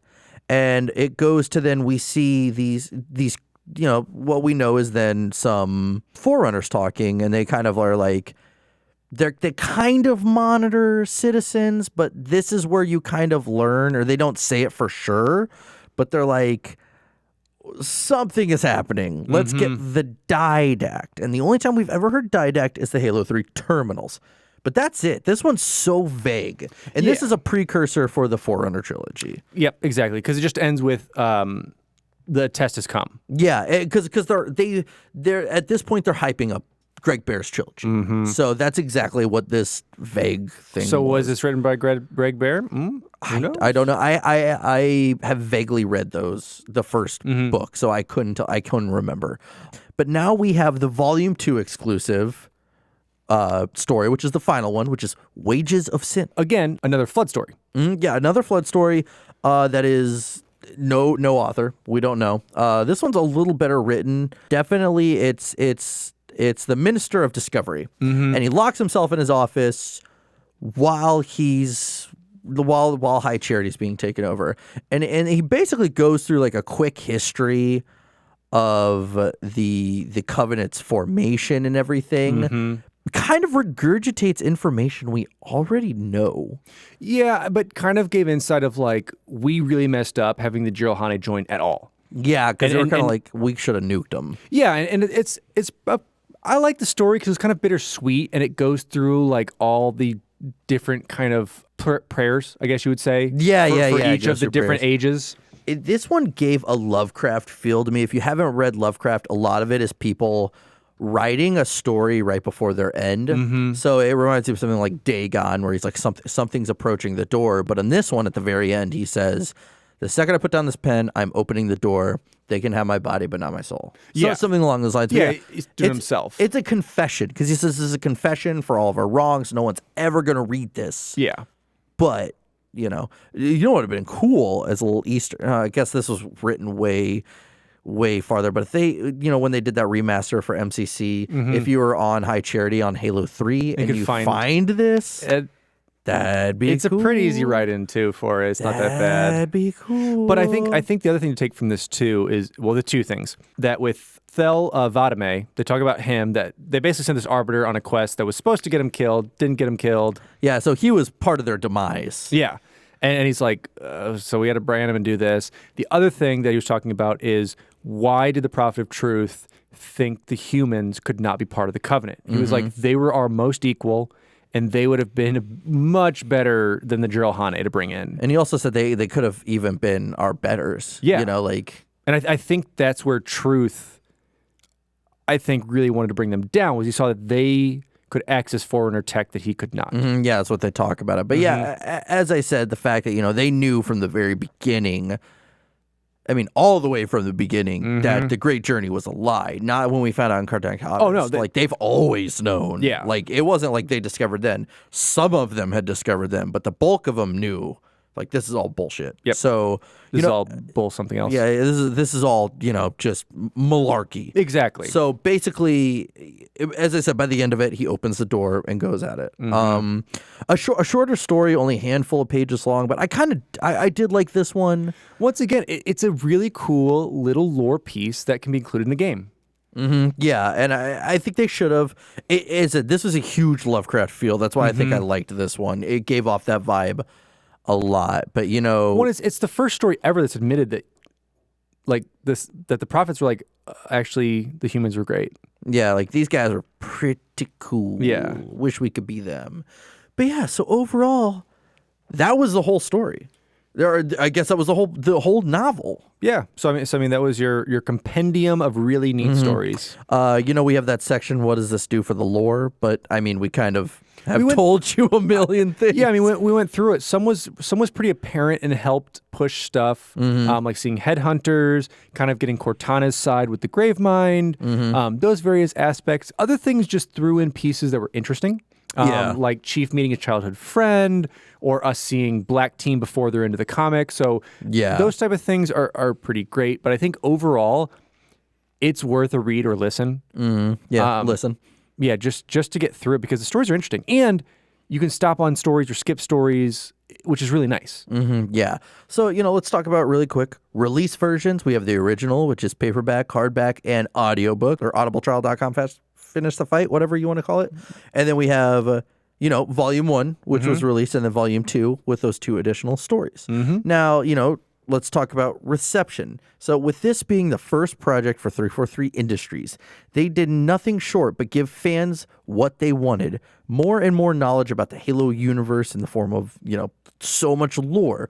So the book was an overall hit, giving, fans a hint as to what 343 Industries was going to be doing with the Halo franchise. We had Soma the Painter, which is just such a super subtle touch to what they're going to try and do. Yeah, which I kind of do like that the more I think about it. But yeah, so, if you go to Amazon, you're going to see 4.5 out of 5. Goodreads gave it a 4.2 out of 5. Barnes & Noble gave it a 4.3 out of 5. Audible, our boys, gave it a 4.8 out of 5. Thrift Books gave it a 5 out of 5. Google Books gave it a 4 out of 5. And then eBay gives it a 3.5 out of 5. Yeah, so all user reviews for those, nothing really critical claim stuff. Yeah. But it just shows like everyone really enjoyed it. Yeah. Except for eBay. Interesting eBay. eBay sucks. but with that being said, we have been touching on our opinion about this, but as a book as a whole, let's just hash it out right now. What did we think of it? I think expertly done. I think they did extremely well, and I've already said it a bunch, but I want more anthology stuff like this. Well, we do have. There are a few more anthology. There's an anthology comic, and then we have Fractures, I believe, as well. So we do have some more anthology stuff coming that we will be covering eventually, along with Legends here soon. That's exciting. Yeah, I mean, as I said, we really have been giving our opinion after each story, but as a whole, it was a good book. I love short stuff like this where you do get just little snippets of amazing things going on in the Halo universe. 100%. Yeah, I mean, it was cool. And for this to be 343's first project, because when they had started, and again, we will talk about them more, probably touch on them a lot more on the Halo Reach episode, but they started to just do everything outside of Halo Reach, essentially, before they were, going to be the company that takes over the game. So they did good. Starting out, they were doing great. With having this, they were starting to put out, comics and Legends and everything. Like they really came out swinging. They also did Halo Waypoint at this point. Yeah, like it was awesome. So it was a great initial release. Talk more about the games, but as far as like the media in and of itself, what they're doing, expertly released in my opinion. Yeah. And so, I'd say as a whole, I think I'd give this game I'd give this book a 4 out of 5. Yeah, I would probably give it like 17 dirty brushstrokes out of 17.3 stomped in chests divided by roughly expertly programmed a very long story about a vice admiral. I'll take that. Good. Yeah, and so that's it. That's Halo Evolutions. Our next episode is going to be Halo Bloodline, the another comic in the Halo universe, put out through Marvel, done by the same guy who wrote Blunt Instruments. So that's going to be a fun one. So we can't wait to put that out for you. This was a long one. This might be our longest book yet, but it also was our book episode because it was the longest book we've ever covered. And I definitely encourage it. Like, we encourage all books to kind of be read or listened to, but I definitely recommend this one because I want to know your opinions on the lore it brings and just the writing styles. Yeah, because they're all very different. Yeah. And so with that, I just want to thank those who have made this possible. Obviously, we have our sponsors, but one of our big, amazing groups of people that helps us is our patrons. So I want to give a huge shout out to them right now with AngryCanadien, Baby Z, Charles Zitter, Harvey Chong, Taqtix, Pascual, Skyjack, Slam Duncan 87, and Vexter. And, perks of being a patron is you do have things like private game nights with us. And, we send you notes, prints, all this other stuff. So we'd love to see you be a part of that. And then as Alex has promoted before, if, we get, for every 25 patrons we have to do a lasso run of a game. Yeah, so we'll get that done. But yeah, thank you guys enough. Like, seriously appreciate it. Everything that you guys do is amazing. We love our community, our Discord, our Instagram, our Twitter, all those things, our YouTube crowd. Follow us, like us everywhere, and then also join our Discord. It's fun. We love having discussion with you guys on almost a daily basis. But with that being said, I'm your host, Jesse Reiners. And I'm your host, Alex Kendall. And thank you for tuning in to Finish the Fight, a Halo podcast.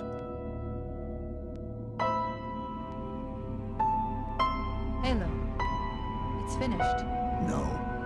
I think we're just getting started.